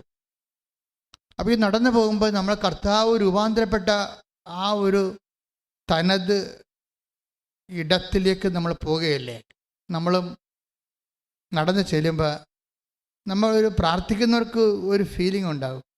ഇപ്പം ഞാനിങ്ങനെ താബോർ മലയിൽ 1.5 മണിക്കൂർ ഞാൻ അവിടുത്തെ കാറ്റും കൊണ്ട് കർത്താവ് നടന്ന സ്ഥലങ്ങളൊക്കെ പ്രാർത്ഥിച്ച്, ഞാൻ എൻ്റെ കൂടെ 5-8 പേരൊക്കെ ഉണ്ടെങ്കിലും ഞാൻ ഇവിടെ കൂടെ ഒന്നും കൂടിയിട്ടില്ല. ഈ 10 ദിവസം കൂടിയില്ല. അവിടെ അടുത്തൊക്കെ എൻ്റെ പരിസരത്തും കണ്ണുപെട്ടത്തൊക്കെ അവരുണ്ടാകും. പക്ഷെ ഞാൻ എപ്പോഴും കർത്താവിൻ്റെ കൂടെ തന്നെ ആയിരുന്നു, പ്രാർത്ഥിച്ചും ധ്യാനിച്ചും ഈശോനെക്കുറിച്ച് ചിന്തിച്ചും ആലോചിച്ചും. അതുകൊണ്ടാണ് ഈജിപ്തിൽ വെച്ച് അമ്മ എൻ്റെ വായിൽ കൈയിട്ടത്. ഞാൻ അവിടെ പോയ സുറായൊക്കെ പറഞ്ഞ് നടന്നിരുന്നെങ്കിൽ ദൈവം എന്നെ മൈൻഡ് ചെയ്യാത്തയാൽ. ദൈവം മൈൻഡ് ചെയ്യണം മക്കളെ. അതിന് ജനക്കൂട്ടത്തെ ഒഴിവാക്കണം.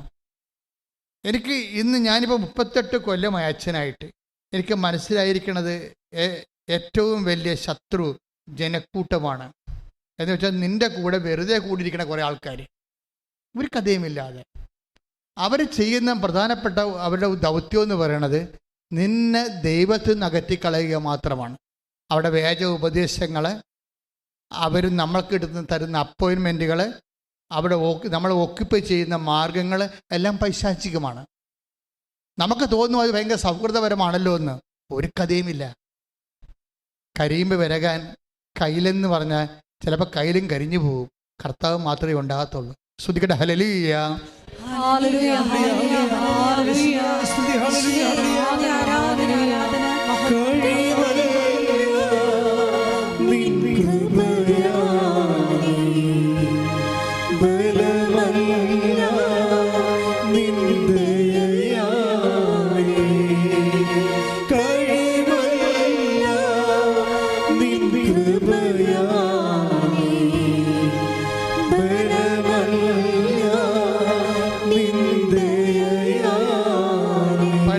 പരമ ദിവ്യകാരുണ്യത്തിന്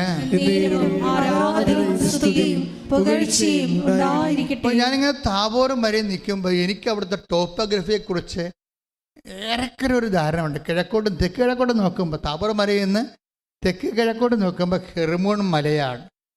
ഒരകല ഒരു ക്യാൻവാസിൽ മല വരച്ചതുപോലെ തോന്നത്തുള്ളൂ നമുക്ക്. പക്ഷെ അവിടെ മഞ്ഞ് പെയ്യുന്നത് മനസ്സിൽ എവിടെയോ കുളിര് കോരുന്ന ഒരു അനുഭവം നമുക്കുണ്ടാകും. കാര്യം വി ആർ ഇൻ അനോയിൻറ്റിങ് സ്റ്റേജാണ്. അതിൻ്റെ വലതുവശത്തേക്ക് നോക്കുമ്പോൾ നയീം പട്ടണത്തിൽ നിന്ന് വരുന്നൊരു വഴിയാണ് താഴ്വാരങ്ങൾ കാണുന്നത്. നയീം പട്ടണത്തിലെ ആ വഴിയിലൂടെ ഒരിക്കലൊരു ശവവും വഹിച്ചുകൊണ്ട് ഒരു ചേടത്തി കരഞ്ഞുകൊണ്ട് വന്ന കാര്യം നമ്മളല്ലാതെ ഓർത്ത് പോകടിക്കുമ്പോൾ അപ്പോഴുണ്ട് അത് കരഞ്ഞുകൊണ്ട് ഒരു വിധവ അവൻ്റെ മകനെ, ഒരേ ഒരു മകൻ്റെ ശവം അടക്കാൻ വേണ്ടി ഈ വഴിയിലൂടെ പോകുമ്പോഴേ കർത്താവ് ഈ ശവപ്പെട്ടിക്കും ഈ കണ്ണീരിനും കൈ തടയിടും. അതൊരു വല്ലാത്ത സുവിശേഷമാണത്. എന്നിട്ട് എങ്ങനെയാണ് തടയിടണത്? അതൊരു വിധവയാണെന്ന് അവൻ അറിഞ്ഞു. പിന്നെ എന്താണ് അവൻ അറിഞ്ഞത്? അവളുടെ ഏക സന്താനമാണ് ആ മരിച്ചു കിടക്കണമെന്നാണ് അറിഞ്ഞത്. പിന്നെ എന്താണ് അറിഞ്ഞത്? ഇവൻ മറം പറഞ്ഞാൽ അവൾക്ക് ഭക്ഷണം കൊടുക്കാൻ ആരുമില്ലെന്ന്. അങ്ങനെ 3 അറിവുകളാ ഈ കൈ തടയിടാൻ വേണ്ടി അവന്. അതാണ് ക്രിസ്തു എന്ന് പറയണത്. ഇതുപോലെ ആരുടെ ജീവിതം നശിച്ചു പോകുന്നുവോ അവിടെ നമ്മുടെ കൈ തടയിട്ടാൽ ആ സമയത്ത് നീയും ഞാനും ക്രിസ്തുവാകും. അതാണ് ഈസ്റ്ററിന്റെ ലക്ഷ്യം. ശ്രുതികട്ടെ ഹല്ലേലൂയ. ഹല്ലേലൂയ, ഹല്ലേലൂയ, ഹല്ലേലൂയ. യേശുവേ, ആരാധന, ഹല്ലേലൂയ, ഹല്ലേലൂയ. ഒരു വാക്കുമതി, എനിക്കത് മതിയേ. ഒരു വാക്കുമതി, എനിക്കത് മതി. ഒരു വാക്ക് മതി. ഒരുമിച്ച് പാടുക. ഒരു കൈയടിച്ചുകൊണ്ട് പാടുക. വാക്കുമതി, എനിക്കത് മതി. ഒരു വാക്കുമതി, എനിക്കത് മതി. പരിശുദ്ധ പരമ ദിവ്യകാരുണ്യത്തിന് ആരാധനയും സ്തുതിയും പുകഴ്ചയും ഉണ്ടായിരിക്കട്ടെ. ഇതാണ് extra ordinary circumstances of life എന്ന് ഞാൻ പറഞ്ഞത്. ജീവിതത്തിൻ്റെ വിശേഷ വിധിയായ സമയം. ഇവിടെ വിധവയ്ക്കൊന്നും ചെയ്യാനില്ല. ഇനി മരിച്ചു കിടക്കുന്ന മകനും ഒന്നും ചെയ്യാനില്ല. ഇനി ഇവിടെ എന്തെങ്കിലും ചെയ്യാനുണ്ടെങ്കിൽ നിന്റെ ബന്ധുക്കൾക്കോ സ്വന്തപ്പെട്ടവർക്കോ സുഹൃത്തുക്കൾക്കോ ഒന്നും ഇവിടെ ചെയ്യാനില്ല. ഇവിടെ ദൈവത്തിന് മാത്രമേ എന്തെങ്കിലും ചെയ്യാൻ പറ്റത്തുള്ളൂ. ഇവിടുത്തെ നിയോഗത്തിൻ്റെ ഒരു സ്വാഭാവികത അതാണ്. ദൈവത്തിന് മാത്രമേ എന്തെങ്കിലും ചെയ്യാൻ പറ്റത്തുള്ളൂ. ആ ദൈവം അത് നിനക്ക് വേണ്ടി ചെയ്തിരിക്കാം. നീ പറഞ്ഞാലും ഇല്ലെങ്കിലും, നീ പ്രാർത്ഥിച്ചാലും ഇല്ലെങ്കിലും. അപ്പം ഈ ഒരു മേഖലയിലേക്ക് വരുമ്പോൾ നമ്മൾ ശ്രദ്ധിക്കേണ്ട ഒരു കാര്യമുണ്ട്. ഈ ദൈവത്തെയാണ് നമ്മൾ നിസ്സാര കാര്യങ്ങൾക്കും നിസ്സാര വ്യക്തികൾക്ക് കൊടുത്ത പ്രാധാന്യത്തെ ഓർത്തുകൊണ്ടും ഈ ദൈവത്തെയാണ് നമ്മൾ ഒഴിവാക്കിയത്. നിന്റെ അന്ത്യയാത്രയിൽ പോലും ഒഴിവാക്കാത്ത നിന്റെ ദൈവത്തെ നീ നിസ്സാരന്മാർക്ക് വേണ്ടി ഒഴിവാക്കിയെങ്കിലേ അതിനേക്കാൾ എന്ത് നിറവുകേടാണ് ഈ ലോകത്തുള്ളത്. പ്രാർത്ഥിക്കുക. കർത്താവേ, ആരെല്ലാം നിന്നെ ഒഴിവാക്കിയാലും നിന്നെ കുറിച്ചുള്ള സത്യം ഗ്രഹിച്ചിരിക്കുന്ന ഞാൻ നിന്നെ ഉൾക്കൊണ്ടുകൊണ്ട് അന്ത്യം വരെ നിന്റെ സാക്ഷിയാകാൻ സാക്ഷി ജീവിക്കുവാൻ എന്നെ അഭിഷേകം ചെയ്യണം. ഹല്ലേലൂയ. സാക്ഷിയായി ജീവിക്കുവാൻ, സാക്ഷ്യം വഹിച്ച് ജീവിക്കുവാൻ അഭിഷേകം ചെയ്യണമേ. ഞങ്ങൾക്കല്ല കർത്താവേ, ഞങ്ങൾക്കല്ല കർത്താവേ, മഹത്വം മഹത്വം യേശുവിനെ. കൈയടിച്ചോട്ടെ. ഞങ്ങൾക്കല്ല കർത്താവേ, ഞങ്ങൾക്കല്ല കർത്താവേ, മഹത്വം മഹത്വം യേശുവിനെ. കളിമൺ പാത്രങ്ങൾ ഞങ്ങൾ, അയോഗ്യദാസരം ഞങ്ങൾ. കളിമൺ പാത്രങ്ങൾ ഞങ്ങൾ, അയോഗ്യദാസരം ഞങ്ങൾ. ബലഹീനരാകും ഞങ്ങളെ ഉയർത്തി ഈശോവിനാടുന്നു മഹത്വം. ബലഹീനരാകും ഞങ്ങളെ ഉയർത്തി ഈശോവിനാടുന്നു മഹത്വം. മഹത്വം മഹത്വം യേശുവിന്, മഹത്വം മഹത്വം യേശുവിന്. പരിശുദ്ധ പരമ ദിവ്യകാരുണ്യത്തിന് എന്നേരവും ആരാധനയും സ്തുതിയും പുകഴ്ചയും ഉണ്ടായിരിക്കട്ടെ. എൻ്റെ പ്രിയപ്പെട്ടവരെ, എന്നിട്ട് ഈ കസിൻസ് എല്ലാ കാര്യങ്ങളും അവരെ കുറ്റം പറയരുത് കേട്ടോ.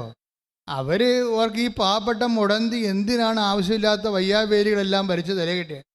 അവക്കിത് ഒഴിവാക്കാമായിരുന്നതല്ലേ? പിന്നെ എന്തിനാണ് സ്വന്തമായിട്ട് ഇത് ഏറ്റെടുത്തിരിക്കണമെന്നുകൊണ്ട് കസിൻസ് ഒന്നും വിളിക്കാതെ ചിലപ്പോൾ ഇവളുടെ സങ്കടം കേട്ടിട്ട് സഹിക്കാൻ പറ്റാതെ വിളിക്കാതിരിക്കാം, അങ്ങനെ വിളിക്കാതിരിക്കും ജനങ്ങൾ.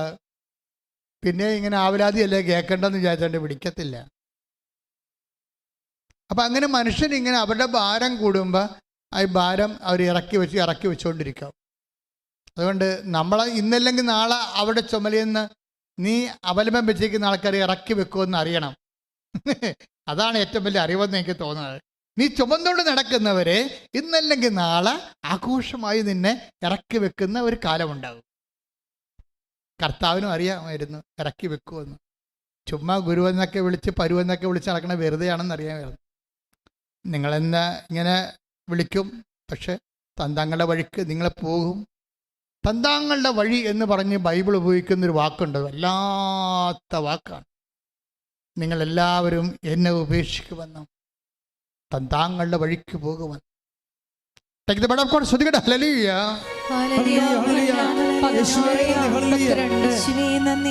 യോഹന്നാൻ 16:32. യോഹന്നാൻ 16:32.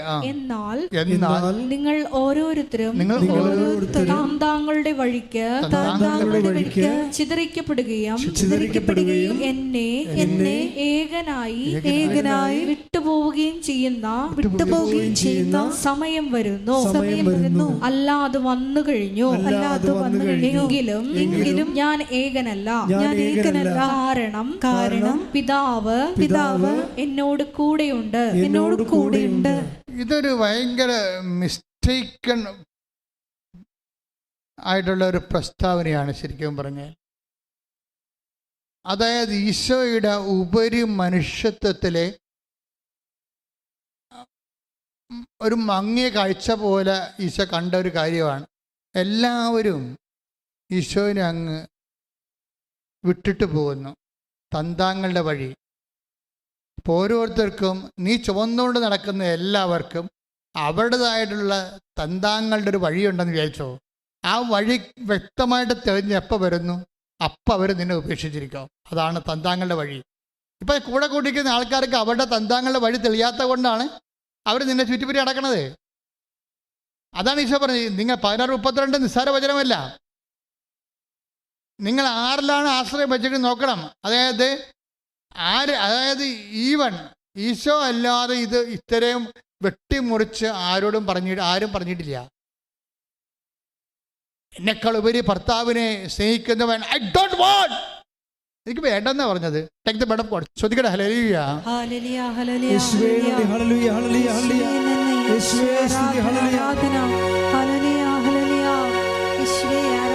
ഞാൻ നിന്നെ ഒരു നാളും മറക്കുമോ, ഞാൻ നിന്നെ കൈവിടുമോ, ഒരു നാളും മറക്കുമോ. ആര് മറന്നാലും മറക്കാത്തവൻ അന്ത്യത്തോളം കൂടെയുള്ളവൻ. ആര് മറന്നാലും മറക്കാത്തവൻ അന്ത്യത്തോളം കൂടെയുള്ളവൻ. ഞാൻ നിന്നെ കൈവിടുമോ, ഒരു നാളും മറക്കുമോ. മത്തായി 10:37. മത്തായി സുവിശേഷം 10:37 വാക്യം. എന്നേക്കാൾ അധികം പറഞ്ഞേ. എന്നേക്കാൾ അധികം പിതാവിനെയോ മാതാവിനെയോ സ്നേഹിക്കുന്നവൻ എനിക്ക് യോഗ്യനല്ല. എന്നേക്കാൾ അധികം പുത്രനെയോ പുത്രിയെയോ സ്നേഹിക്കുന്നവനും എനിക്ക് യോഗ്യനല്ല. സ്വന്തം കുരിശെടുത്ത് എന്നെ അനുഗമിക്കാത്തവൻ എനിക്ക് യോഗ്യനല്ല. അപ്പൊ കുരിശാണ് പ്രശ്നം. കർത്താവിന് യോഗ്യമാകുന്നത് ആരാണ്? കുരിശാരാണ് എടുത്തിരിക്കണത്. നമുക്കൊരു ഭാര്യയുണ്ട്, നമുക്ക് ഭർത്താവുണ്ട്. ഇപ്പം ഭർത്താവിനെയൊക്കെ വർഷങ്ങൾ പരിചരിക്കണ ഭാര്യമാരില്ലേ, ഒരു കുരിശിനെ പരിചരിക്കണവർ. നമുക്ക് അധികം ബന്ധമില്ലാത്ത ഭർത്താവിൻ്റെ അപ്പനെ, അത്രയും ബന്ധമില്ല, ഭർത്താവിനോടും ബന്ധമില്ലാത്ത ഭർത്താവിൻ്റെ അപ്പനെ, ഒരു പ്രഷർ രോഗിയെ പരിചരിക്കുന്ന മരുമക്കളില്ലേ, അവരെന്താ ചരിക്കണത്? അവരുടെ കുരിശ് എടുത്തിരിക്കുകയാണിത്. ക്രിസ്തു ഈ ലോകത്ത് വന്നത് സഹനങ്ങളെ സ്വന്തമാക്കി ദൈവത്തെ നമുക്ക് അവകാശമാക്കാനാണ്. കൈയിടിച്ച് കർത്താവ് സ്തുതിക്കട്ടെ. ഹല്ലേലൂയ.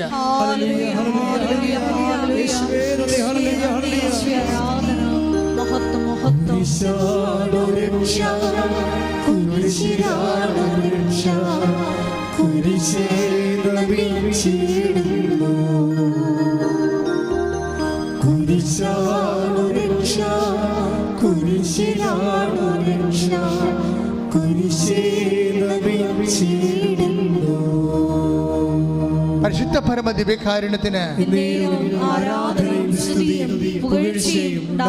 അപ്പോൾ നമ്മൾ ക്രിസ്തുവുമായി കൺഫ്രണ്ട് ചെയ്യുമ്പോൾ, അവനുമായി ഈ ജന്മത്തിന് ഒരു സമയം കുറിച്ച് കഴിയുമ്പോൾ, നമ്മൾക്ക് മുമ്പേക്ക് നടക്കുന്ന പരീക്ഷ ഒന്ന് മാത്രമേ ഉള്ളൂ. എന്താണ്? അവന് നമ്മളെ യോഗ്യമാണോ യോഗ്യമല്ലയോ? അവന് നമ്മളെ യോഗ്യമാണെങ്കിൽ എന്ത് ചെയ്യണം? അവൻ്റെ പേരിലുള്ള നമ്മുടെ സ്വന്തം കുരിശുണ്ട്, അത് അവൻ്റെ പേരിലാക്കി എടുത്തിട്ട് നമ്മൾ അക്സെപ്റ്റ് ചെയ്യണം. നമ്മുടെ സ്വന്തം കുരിശ്. ഇപ്പം നിങ്ങളുടെ സ്വന്തം കുരിശ് നിങ്ങളുടെ നടുവേദനയെന്ന് വിചാരിച്ചോ? നിങ്ങളുടെ സ്വന്തം കുരിശ് നിങ്ങളുടെ മെനിഞ്ചൈറ്റിസ് ആണെന്ന് വിചാരിച്ചോ? നിങ്ങളുടെ സ്വന്തം കുരിശ് നിങ്ങളെ ഉറക്കമില്ലാത്ത അവസ്ഥയാണെന്ന് വിചാരിച്ചോ? അത് മാറ്റിത്തരണമെന്ന് പറഞ്ഞുകൊണ്ട് പിച്ചുമ്പയും പറഞ്ഞുകൊണ്ട് രാത്രി മുഴുവൻ അങ്ങോട്ടും ഇങ്ങോട്ടും നടന്ന് എന്തുമാത്രം മനുഷ്യർ നേരം വിളിപ്പിക്കുന്ന. പക്ഷെ ഒരു നിമിഷം നിങ്ങൾ പറയണം, കർത്താവ് ഇതെൻ്റെ കുരിശാണ്, ഇതിപ്പോൾ ഞാൻ നിൻ്റെ പേരിലേക്ക് പ്രമാണം ചെയ്ത് തരുന്നു, ഇത് നിൻ്റെ കുരിശാണ്, ഞാൻ നിൻ്റെ പേരിൽ ഇത് ഞാൻ എൻ്റെ സ്വന്തമായിട്ട് ഞാൻ ചുമക്കുന്നു എന്ന് പറഞ്ഞാൽ you are bearing Jesus, you are Christified. നിങ്ങൾ കർത്താവിനെ വഹിക്കുന്നവരാകും. കൈയിടിച്ച് കർത്താവ്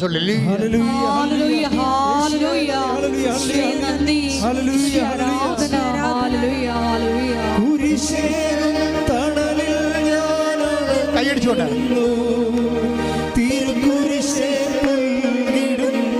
പാടുക സന്തോഷത്തോടെ.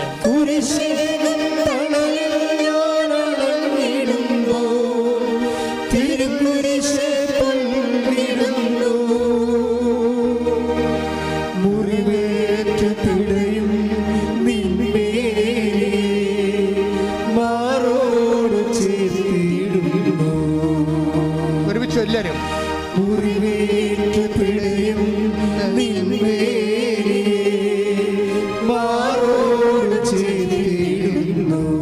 കുരിശാണ് രക്ഷ, കുരിശാണ് രക്ഷ, കുരിശിലാണ് രക്ഷ, കുരിശിലവിച്ചിടുന്നു, കുരിശാണ് രക്ഷ, കുരിശിലാണ് രക്ഷ, കുരിശിലവിച്ചിടുന്നു. പരിശുദ്ധ പരമ ദിവ്യകാരുണ്യത്തിന് വളരെ ഇൻറ്റിമസി ആയിട്ട് കർത്താവിനെ സ്നേഹിക്കുന്ന ഒരു രീതിയാണ് നിലവിലുള്ള സ്വന്തം കുരിശിനെ ക്രിസ്തുവിൻ്റെ പേരിലാക്കിയിട്ട് ക്രിസ്തുവിനെ വഹിക്കുന്നത് പോലെ അത് അക്സെപ്റ്റ് ചെയ്യുന്ന രീതികൾ. ഇവരാണ് ആര്? എനിക്ക് യോഗ്യൻ എന്ന് പറയണത്. കർത്താവ് എനിക്ക് യോഗ്യനുള്ളവരും യോഗ്യതയുള്ളവരും യോഗ്യതയില്ലാത്തവരെയും തമ്മിൽ ഈശോ തിരിക്കുന്നുണ്ട്. എന്നെ പ്രതി കുരിശിനെ ക്ലേശങ്ങളെ ഏറ്റെടുക്കുന്നവൻ എനിക്ക് യോഗ്യനെന്ന് പറയുമ്പോൾ ക്രിസ്തുവിനെ അത്ര കണ്ട് സ്നേഹിക്കുന്നവർക്ക് മാത്രമേ നമുക്കറിയാമല്ലോ ക്രിസ്തുവിനെ പ്രതി എടുക്കാൻ പറ്റത്തുള്ളൂ.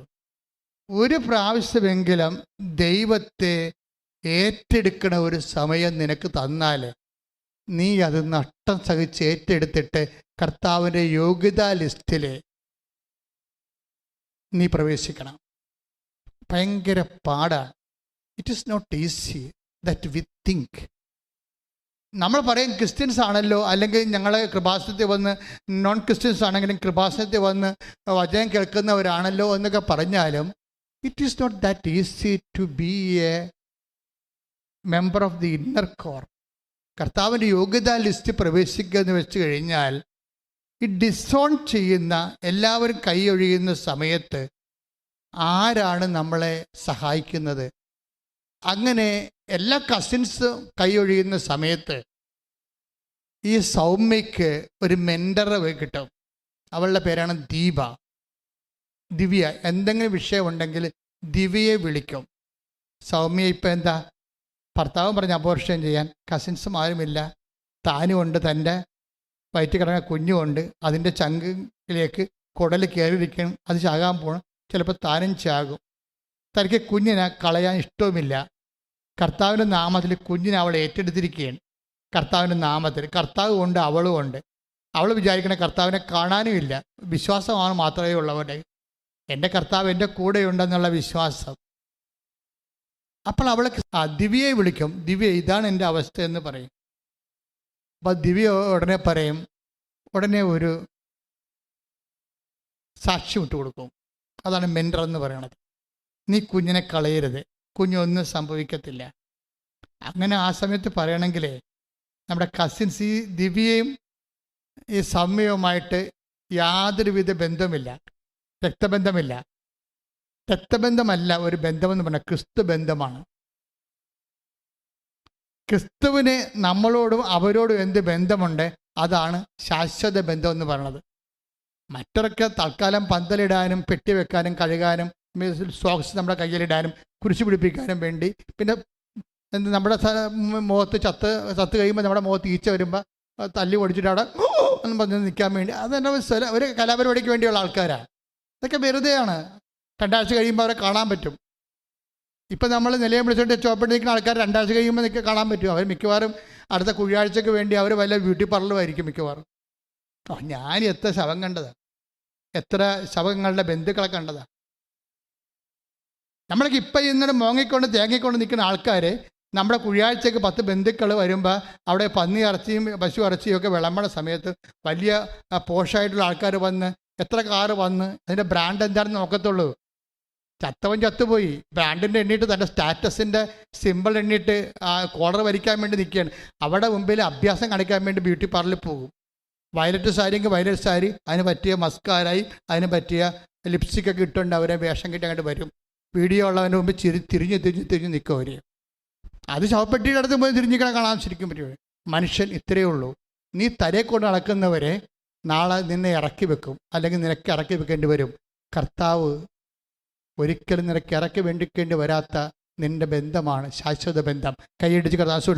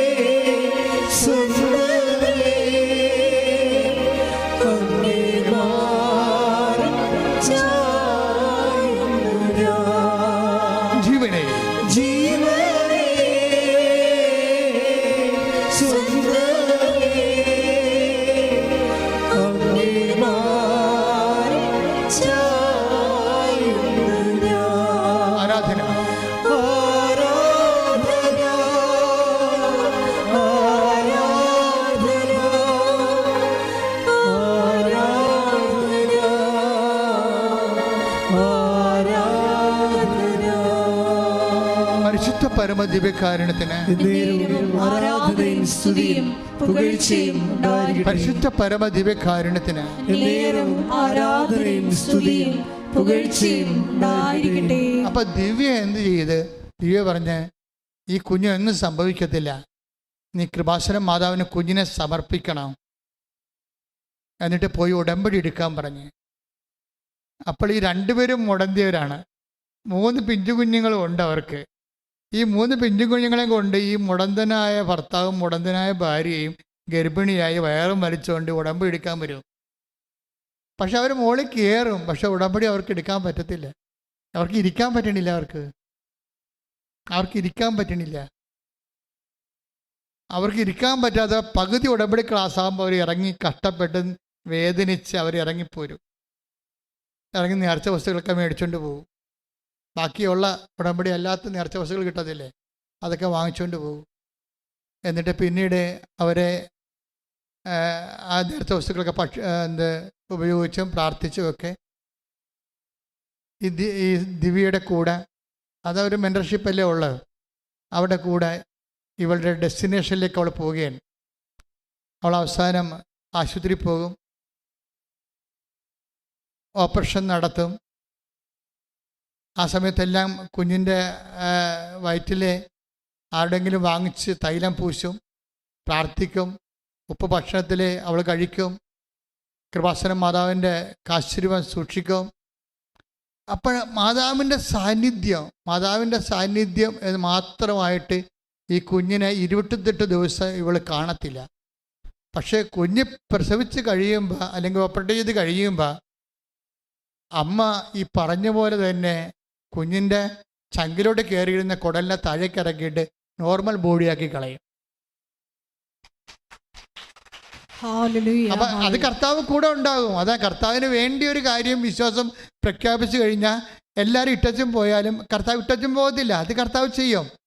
പക്ഷെ ചെയ്യുമെങ്കിലും ചെറിയ ഒരു ബ്ലീഡിങ് വരും ഉള്ളിൻ്റെ ഉള്ളിൽ.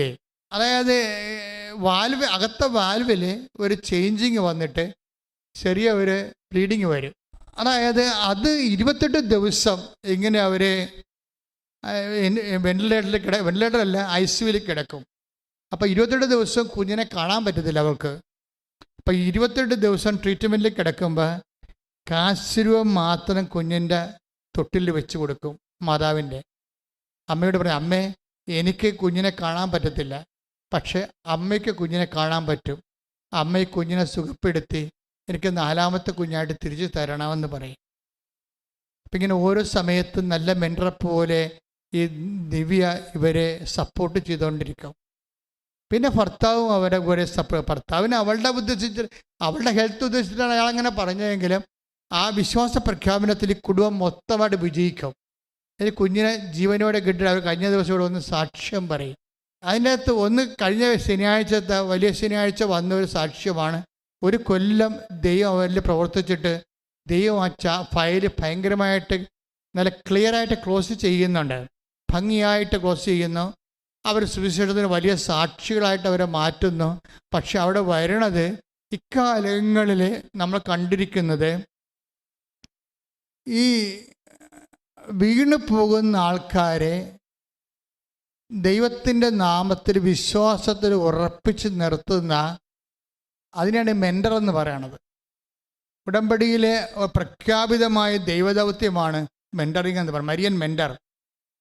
അതായത് ക്രിസ്തുവിലെ ഒരാളെ താങ്ങി നിർത്തുക, വിശ്വാസ വീഴ്ചകളിൽ വീണു പോകാതെ നിലനിർത്തുക, ക്രിസ്തുവിനെ അറിയിക്കുക, അറിഞ്ഞവരെ ആഴപ്പെടുത്തുക.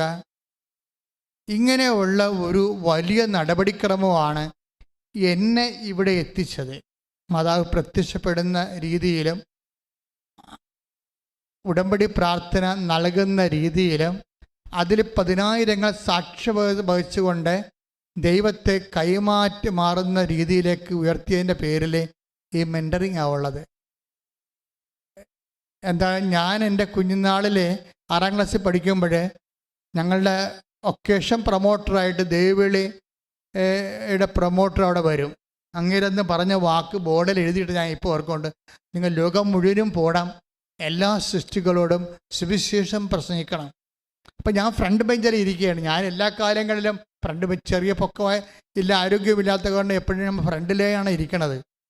ബാക്കിൽ പോയാൽ പിള്ളേർ തള്ളി തന്നെ മാറ്റി അവിടുന്ന്. അവിടെ ഞാൻ പിന്നെ മുമ്പിൽ തന്നെ വന്നിരിക്കും എല്ലാ കാലങ്ങളിലും. അപ്പോഴേ അവിടെ ഞാൻ ആദ്യം കണ്ട വാക്കാണ്, നിങ്ങൾ അന്ന് എനിക്ക് വചനമൊന്നും അറിയാൻ പാടില്ല. അന്ന് വചനം മലയാളത്തിലാക്കിയിട്ടുമില്ല. ഏവങ്കേലിയം എന്ന് പറഞ്ഞ് ബൈബിളിൽ പള്ളിയിലൊരു പുസ്തകമുണ്ട്, അത് നമുക്കൊന്നും വായിക്കാൻ കിട്ടത്തില്ല. അപ്പോഴേ ആ ഒരു കാലമായിരുന്നു 66 മറ്റേ കാലം. അപ്പം നിങ്ങൾ ലോകം മുഴുവനും പോവുക, എല്ലാ സൃഷ്ടികളോടും സുവിശേഷം പ്രസംഗിക്കുക. അപ്പോൾ എൻ്റെ മനസ്സിൽ വന്നതാണ് ഇങ്ങനെ കർത്താവിനെ എല്ലാവരെയും അറിയിക്കണമെന്ന്. അത് എനിക്കറിഞ്ഞിട്ട് ഞാൻ എൻ്റെ മനസ്സിൽ തന്നതല്ല, ദൈവം മനഃപൂർവ്വം ഇടിച്ചു കുത്തി എൻ്റെ മനസ്സിലോട്ട് ഇറക്കി തന്നതാ. ഇതാണ് നിൻ്റെ വഴി, നീ ഇതിലേ പോകാൻ പറഞ്ഞത്. പിന്നെ ഞാൻ 10ാം ക്ലാസ്സിലെത്തിയപ്പോൾ യേശുദാസൻ വന്ന് IMS മരിച്ചുപോയി. ഇപ്പോൾ അദ്ദേഹം വന്ന് ബോർഡ് എഴുതിയ വാക്കാണ്, വിളവ് അധികം വേലക്കാരോ ചുരുക്കം. വിളവിൻ്റെ വയലിലേക്ക് വേലക്കാരെ വിളിക്കാനും പ്രാർത്ഥിക്കണം, അപ്പോഴും കർത്താവിൻ്റെ വേലക്കാരനാകണം എന്നുള്ള ചിന്ത. അത് ഞാൻ മൈനസമാരി ചേർന്നിട്ട് എൻ്റെ പഴയ നോട്ട് പുസ്തകങ്ങളുടെ ബാക്കി 10ാം ക്ലാസ്സിൽ പഠിച്ച് എഴുതി മാറ്റിയതിൻ്റെ ബാക്കി എല്ലാ നോട്ട് പുസ്തകത്തിൻ്റെ ബാക്കിൽ 5-8 പേജ് എഴുതാത്തതുണ്ടാകും. അപ്പം ഞാൻ വീട്ടിൽ നിന്ന് അതെല്ലാം കുത്തിക്കെട്ടിയെടുത്ത് ഓണത്തിന് പോയപ്പോൾ ആ പഴയ നോട്ട് ബുക്കിലെ പേജുകളെല്ലാം കുത്തിയെടുത്ത് ബ്ലേഡ് കൊണ്ട് മുറിച്ചെടുത്തിട്ട് അതിന് തന്നെത്താൻ ഒരു ബൈൻഡൊക്കെ ഒപ്പിച്ച് ഒരു നോട്ട് ഡയറി പോലെ ഞാൻ സൂക്ഷിക്കുമായിരുന്നു. അപ്പം അതിൻ്റെ അകത്ത് ആദ്യം പേജ് എഴുതിയിരിക്കണ ഇതാണ്, ലോകം മുഴുവനും പോവുക, എല്ലാ സൃഷ്ടികളോടും സുവിശേഷം പ്രസംഗിക്കുക. അന്ന് പ്രേക്ഷിത വിഷൻ സൺഡേക്ക് ലേഖനം എഴുതിയതും ഞാൻ ഈ പ്രേക്ഷിത പ്രവർത്തനത്തെക്കുറിച്ചാണ്. പ്രേക്ഷിത പ്രവർത്തനത്തിന് വേണ്ടി നമ്മൾ ആ പ്രേക്ഷിത പ്രവർത്തനമാണ് ഇന്ന് ഉടമ്പടിയിലൂടെ ദൈവം നിങ്ങളെക്കൊണ്ട് ചെയ്യിക്കുന്നത്. ക്രിസ്തുവിനെ അറിയാത്തവർ അറിയിക്കുക, അറിഞ്ഞവരെ ആഴപ്പെടുത്തുക. അത് ദൈവം ആദ്യം നമുക്ക് തന്നതാ. വിശ്വാസത്തിൽ ആടി നിൽക്കുന്നവരെ ഉറപ്പിക്കുക, വിശ്വാസമില്ലാത്തവർക്ക് വിശ്വാസം കൊടുക്കുക. ദിവ്യ അതാണ് ചെയ്തത്. അവരുടെ പാദങ്ങളെക്കുറിച്ചാണ് പറയണത്. മലമുകളിൽ അത് സുന്ദരമാണെന്ന്. ആ മലമുകളെന്ന് പറഞ്ഞാൽ ജെറുസലേം മലമുകളാണ്. ജെറുസലേം മലമുകളെന്ന് പറഞ്ഞാൽ സ്വർഗീയ മലമുകളാണ്. സ്വർഗത്തിലൂടെ പാദങ്ങൾ തിളങ്ങണം എന്നാണ് പറയണത്. ശ്രുതികട്ടെ ഹല്ലേലൂയ, ഹല്ലേലൂയ, ഹല്ലേലൂയ, ഹല്ലേലൂയ. യേശുവേ നന്ദി, ഹല്ലേലൂയ, ഹല്ലേലൂയ, ഹല്ലേലൂയ. യേശുവേ ആരാധന, ആരാധന, ആരാധന. ഉന്നതൻ നീ, അത്യുന്നതൻ നീ, നിന്നെ പോലൊരു ദൈവമില്ല. ഉന്നതൻ നീ, അത്യുന്നതൻ നീ, നിന്നെ പോലൊരു ദൈവമില്ല. അത്ഭുതമാ, അതിശയമാ, നീ മാത്രമേ ദൈവമെന്നും. അത്ഭുതമാ, അതിശയമാ, നീ മാത്രമേ ദൈവമെന്നും. എല്ലാവരും എഴുന്നേൽക്കുക, എല്ലാവരും എഴുന്നേൽക്കുക. രോഗസൗഖ്യ പ്രാർത്ഥനയ്ക്ക് പ്രവേശിക്കുകയാണ്. കൈകൾ വിടർത്തി വെക്കുക. അറിയാവുന്ന വിശ്വപ്രമാണം ചെല്ലുക, അല്ലാത്തവരെ യേശുവെ സ്വസ്ത്രം, യേശുവെ നന്ദി എന്നും സ്തുതിക്കുക. അച്ഛൻ നിങ്ങളുടെ കൈകളിലേക്ക് കർത്താവിൻ്റെ തിരുരക്തത്താൽ അഭിഷിക്തരാകാൻ വേണ്ടി പ്രാർത്ഥിക്കുന്ന സമയമാണ്. സ്തുതികട്ടെ ഹല്ലേലൂയ, ഹല്ലേലൂയ, ഹല്ലേലൂയ, ഹല്ലേലൂയ. യേശുവേ നന്ദി, നല്ലവനായ യേശുവിൻ്റെ ഉന്നതമായ നാമത്തിന് സ്വസ്ഥം ചെയ്യുന്ന കർത്താവേ, കർത്താവേ നിൻ്റെ വിശുദ്ധമായ രക്തം കർത്താവേ അങ്ങയുടെ കൈകളിലേക്ക് തളിക്കണമെന്ന് പ്രാർത്ഥിക്കുന്നു. കർത്താവ് ഈ കൈകൾ അവരുടെ ശരീരത്തിൽ വെച്ച് പ്രാർത്ഥിക്കുമ്പോൾ അവരാരെക്കുറിച്ച് ഓർക്കുന്നു അവർക്ക് വേണ്ടി കൂടി കർത്താവെ ദൈവിക ശക്തിയുടെയും സൗഖ്യത്തിൻ്റെ ഉപകരണമായി കൈകളെ മാറ്റണമെന്ന് പ്രാർത്ഥിക്കുന്നു. ശ്രുതികട്ടെ ഹല്ലേലൂയ, ഹല്ലേലൂയ, ഹല്ലേലൂയ, ഹല്ലേലൂയ. യേശുവേ ആരാധന, ഹല്ലേലൂയ, ഹല്ലേലൂയ, ഹല്ലേലൂയ, ഹല്ലേലൂയ, ഹല്ലേലൂയ, ഹല്ലേലൂയ, ഹല്ലേലൂയ, ഹല്ലേലൂയ. യേശുവേ സ്തുതി, ഹല്ലേലൂയ, ഹല്ലേലൂയ. നാഥാവരേ എന്നിൽ നിറയണമേ, നാഥാവരേണമേ, സൗഖ്യം നൽകണമേ, നാഥാവരേണമേ, എന്നിൽ നിറയണമേ, നാഥാവരേണമേ, സൗഖ്യം നൽകണമേ. പ്രിയപ്പെട്ടവരെ, രണ്ട് കൈകളാണ് നെഞ്ചിൽ വെച്ചുകൊണ്ട് ശരീരമെങ്ങനെ മുഴുവനായിട്ട് ഉച്ച മുതൽ ഉള്ളംകാൽ വരെ കർത്താവിനെ ഏൽപ്പിക്കുന്ന രീതിയിൽ പ്രാർത്ഥിക്കുക. കർത്താവേ, എന്റെ കൈകള് നെഞ്ചിൽ പിണച്ചു വെച്ച് എന്റെ മുഴുവൻ ശരീരവും ഉച്ച മുതൽ ഉള്ളംകാൽ വരെ അങ്ങയുടെ സൗഖ്യത്തിനായി സമർപ്പിക്കുന്നു. കർത്താവേ, അടിപ്പിണർ പോലെ വൈദ്യുത ആഘാതം പോലെ ദൈവിക ശക്തി എന്നിലേക്ക് ആവശ്യിക്കണമേ. കർത്താവിന്റെ ശക്തി എന്റെ ശിരസിലും തലച്ചോറിലും ചെവികളിലും കേൾവിയുടെ കഴിവുകളിലും കാഴ്ചയുടെ കഴിവുകളിലും തൊണ്ടയിലും സംസാര ശേഷിയിലും എല്ലാ വൈകല്യങ്ങളെയും അങ്ങ് ഏറ്റെടുക്കണമേ. ശ്വാസകോശങ്ങളെ അങ്ങ് സ്പർശിക്കണമേ. ആന്തരിക അവയവങ്ങളെ അങ്ങ് സ്പർശിക്കണമേ. കരളിനെ അങ്ങ് സ്പർശിക്കണമേ. ഹൃദയത്തെ അങ്ങ് സ്പർശിക്കണമേ. ഉദരത്തെ അങ്ങ് സ്പർശിക്കണമേ. കുടലിനെ അങ്ങ് സ്പർശിക്കണമേ. കർത്താവേ, എല്ലാ വൃക്കകളെയും അങ്ങ് സ്പർശിക്കണമേ. പ്ലീഹായേ അങ്ങ് സ്പർശിക്കണമേ. അസ്ഥികളെ, കോശങ്ങളെ, ഗർഭാശയത്തെ, ആമാശയത്തെ അങ്ങ് സ്പർശിക്കണമേ. അസ്ഥികളെ, അസ്ഥിപ്രദേശങ്ങളെ അങ്ങ് സ്പർശിക്കണമേ. കർത്താവേ, ദൈവത്തിന്റെ കൃപ ഉച്ച മുതല് ഉള്ളംകാൽ വരെ കർത്താവിന്റെ ശക്തി ഒഴുകട്ടെ. അസ്ഥിബന്ധങ്ങളിലെ, സന്ധിബന്ധങ്ങളിലെ, മാംസപേശികളിലെ, രക്തഞരമ്പുകളിലെ കർത്താവിന്റെ ശക്തി ഒഴുകട്ടെ. മാരക രോഗങ്ങള്, തീരാവേദികള് യേശുവിന്റെ നാമത്തിലെ ഈ നിമിഷം മാറി പോകട്ടെ. ശ്രദ്ധിക്കട്ടെ.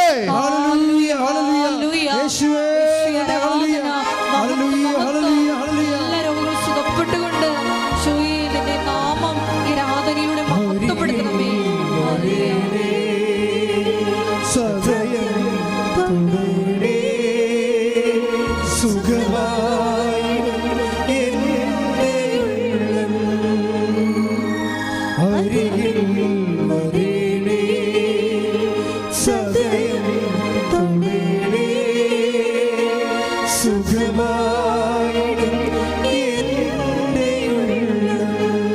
പരിശുദ്ധ പരമ ദിവ്യകാരുണ്യത്തിന് ആരാധനയും സ്തുതിയും പുകഴ്ചയും ഉണ്ടായിരിക്കട്ടെ. പരിശുദ്ധ പരമ ദിവ്യകാരുണ്യത്തിന് ആരാധനയും സ്തുതിയും പുകഴ്ചയും ഉണ്ടായിരിക്കട്ടെ. മക്കളെ, ജോലിയില്ലാത്തവര്, വീടില്ലാത്തവര്, വിദേശ ജോലിക്ക് വേണ്ടി പരിശ്രമിക്കുന്നവര്, നാട്ടിലെ ജോലിക്ക് വേണ്ടി പരിശ്രമിക്കുന്നവര്, സാമ്പത്തിക ബാധ്യതയുള്ളവര്, കടമുള്ളവര്, സ്ഥലം വിറ്റുമാറാവുള്ളവര്, അങ്ങനെ പല പല വിഷയങ്ങളിൽ മക്കളില്ലാത്തവർ, വിവാഹ ബന്ധം തകർന്നു പോകുന്നവർ, വിവാഹം നടക്കാത്തവർ, എല്ലാവർക്കും വേണ്ടി പ്രാർത്ഥിക്കുന്ന സമയമാണ്. അതിശക്തമായി സ്തുതിക്കട്ടെ. ഹല്ലേലൂയ. കർത്താവിന്റെ ഉന്നതമായ നാമത്തിന് സ്വന്തം ചെയ്യുന്ന കർത്താവേ, കർത്താവിൻ്റെ വിശുദ്ധ പൗരോഹിത്യം മഹത്വപ്പെടുന്ന കർത്താവേ, കർത്താവ് സഭയിലുള്ള സാന്നിധ്യം പ്രകടമാക്കണ കർത്താവേ. മക്കൾ ഇല്ലാത്തവർ, വിവാഹം നടക്കാത്തവർ, വീടില്ലാത്തവർ, സ്ഥലമില്ലാത്തവർ, വഴിയില്ലാത്തവർ, കർത്താവ് ജോലിയില്ലാത്തവർ, കർത്താവ് കേസിൽ അകപ്പെട്ടു പോയവർ, ജയിലകപ്പെട്ടു പോയവർ, സാമ്പത്തിക ബാധ്യതകളെ വിഷമിക്കുന്നവർ, കർത്താവ് വിദ്യാഭ്യാസത്തിൽ കർത്താവ് തകർന്നവർ, പരീക്ഷ കഴിഞ്ഞിട്ട് റിസൾട്ട് പ്രതീക്ഷിക്കുന്നവർ, കർത്താവ് വിസ ലഭിക്കാത്തവർ, PR ലഭിക്കാത്തവർ, പലതരങ്ങൾ വിദേശ രാജ്യങ്ങളിൽ പ്രോസസ്സിംഗ് ഇരിക്കുന്നവർ, യേശു ക്രിസ്തുവിൻ്റെ ഉന്നതമായ നാമത്തിൽ സഭയുടെ അധികാരത്തിൽ കുരിശിൻ്റെ അടയാളം ജീവിതത്തിൻ്റെ ദുരിതങ്ങൾ, ജീവിതത്തിൻ്റെ തടസ്സങ്ങൾ യേശുനാമത്തിൽ മാറിപ്പോകട്ടെ. ശ്രുതികട്ടെ. തടസ്സങ്ങൾ മാറിക്കൊണ്ട് ആരാധനയിലൂടെ നാമത്തെ വീണ്ടും വീണ്ടും മഹത്വപ്പെടുത്തണമേ.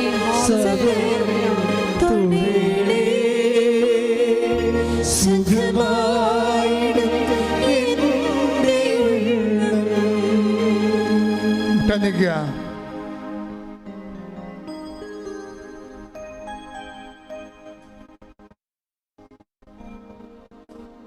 മൗനമായി പ്രാർത്ഥിക്കുക. അച്ഛൻ പ്രാർത്ഥിക്കാത്ത വിഷയങ്ങളുണ്ടെങ്കിൽ നിങ്ങൾക്കിപ്പോൾ ഓൺലൈനിലുള്ളവർക്ക് നിങ്ങൾക്കും മൗനമായി പ്രാർത്ഥിക്കാവുന്നതാണ്.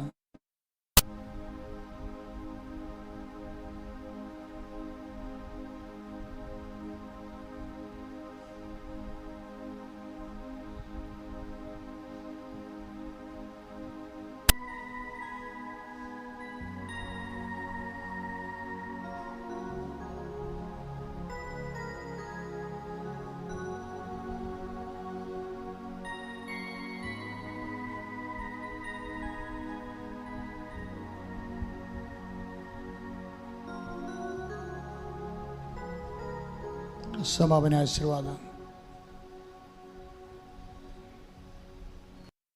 ഒരിക്കൽ കൂടി മരിയൻ ഉടമ്പടിയിൽ സമർപ്പിച്ചിരിക്കുന്ന എല്ലാ വിഷയങ്ങളും ദൈവമാതാവിൻ്റെ മധ്യസ്ഥയിൽ ദിവ്യകാരുണ്യ സന്നിധിയിൽ സമർപ്പിച്ച് ഒരു നിമിഷം പ്രാർത്ഥിക്കാം. നമ്മുടെ കൂടെ ആരെല്ലാം ഉപേക്ഷിച്ചാലും നിത്യതയോളം ഞങ്ങളുടെ കൂടെ സഞ്ചരിക്കുന്ന അവിടുത്തെ സ്നേഹത്തെ ഈ വചനത്തിലൂടെ, ഈ ആരാധനയിലൂടെ വെളിപ്പെടുത്തി തന്നതിന് നന്ദി പറയുന്നു. ഞങ്ങളെ പ്രത്യക്ഷീകരണത്തിൻ്റെ സാക്ഷികളാക്കി ഉയർത്തണമേ എന്ന് പ്രാർത്ഥിച്ചുകൊണ്ട് ശിരസ് നമിച്ച് നമുക്ക് ദിവ്യകാരുണ്യ നാഥൻ്റെ ആശീർവാദം സ്വീകരിക്കാം.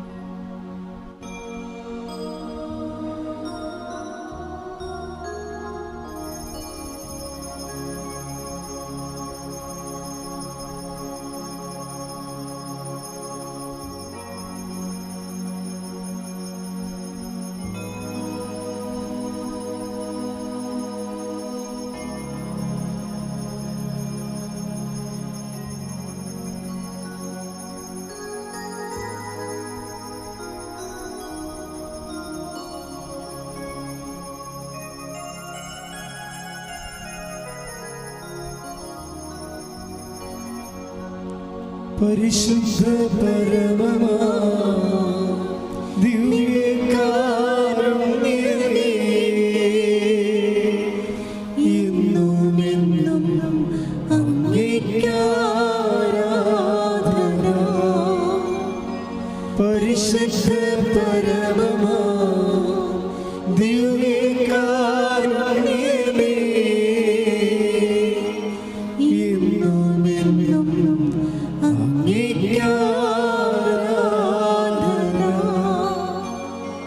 പരിശുദ്ധ പരമമാ ദിവ്യകാരുണ്യമേ, ഇന്നും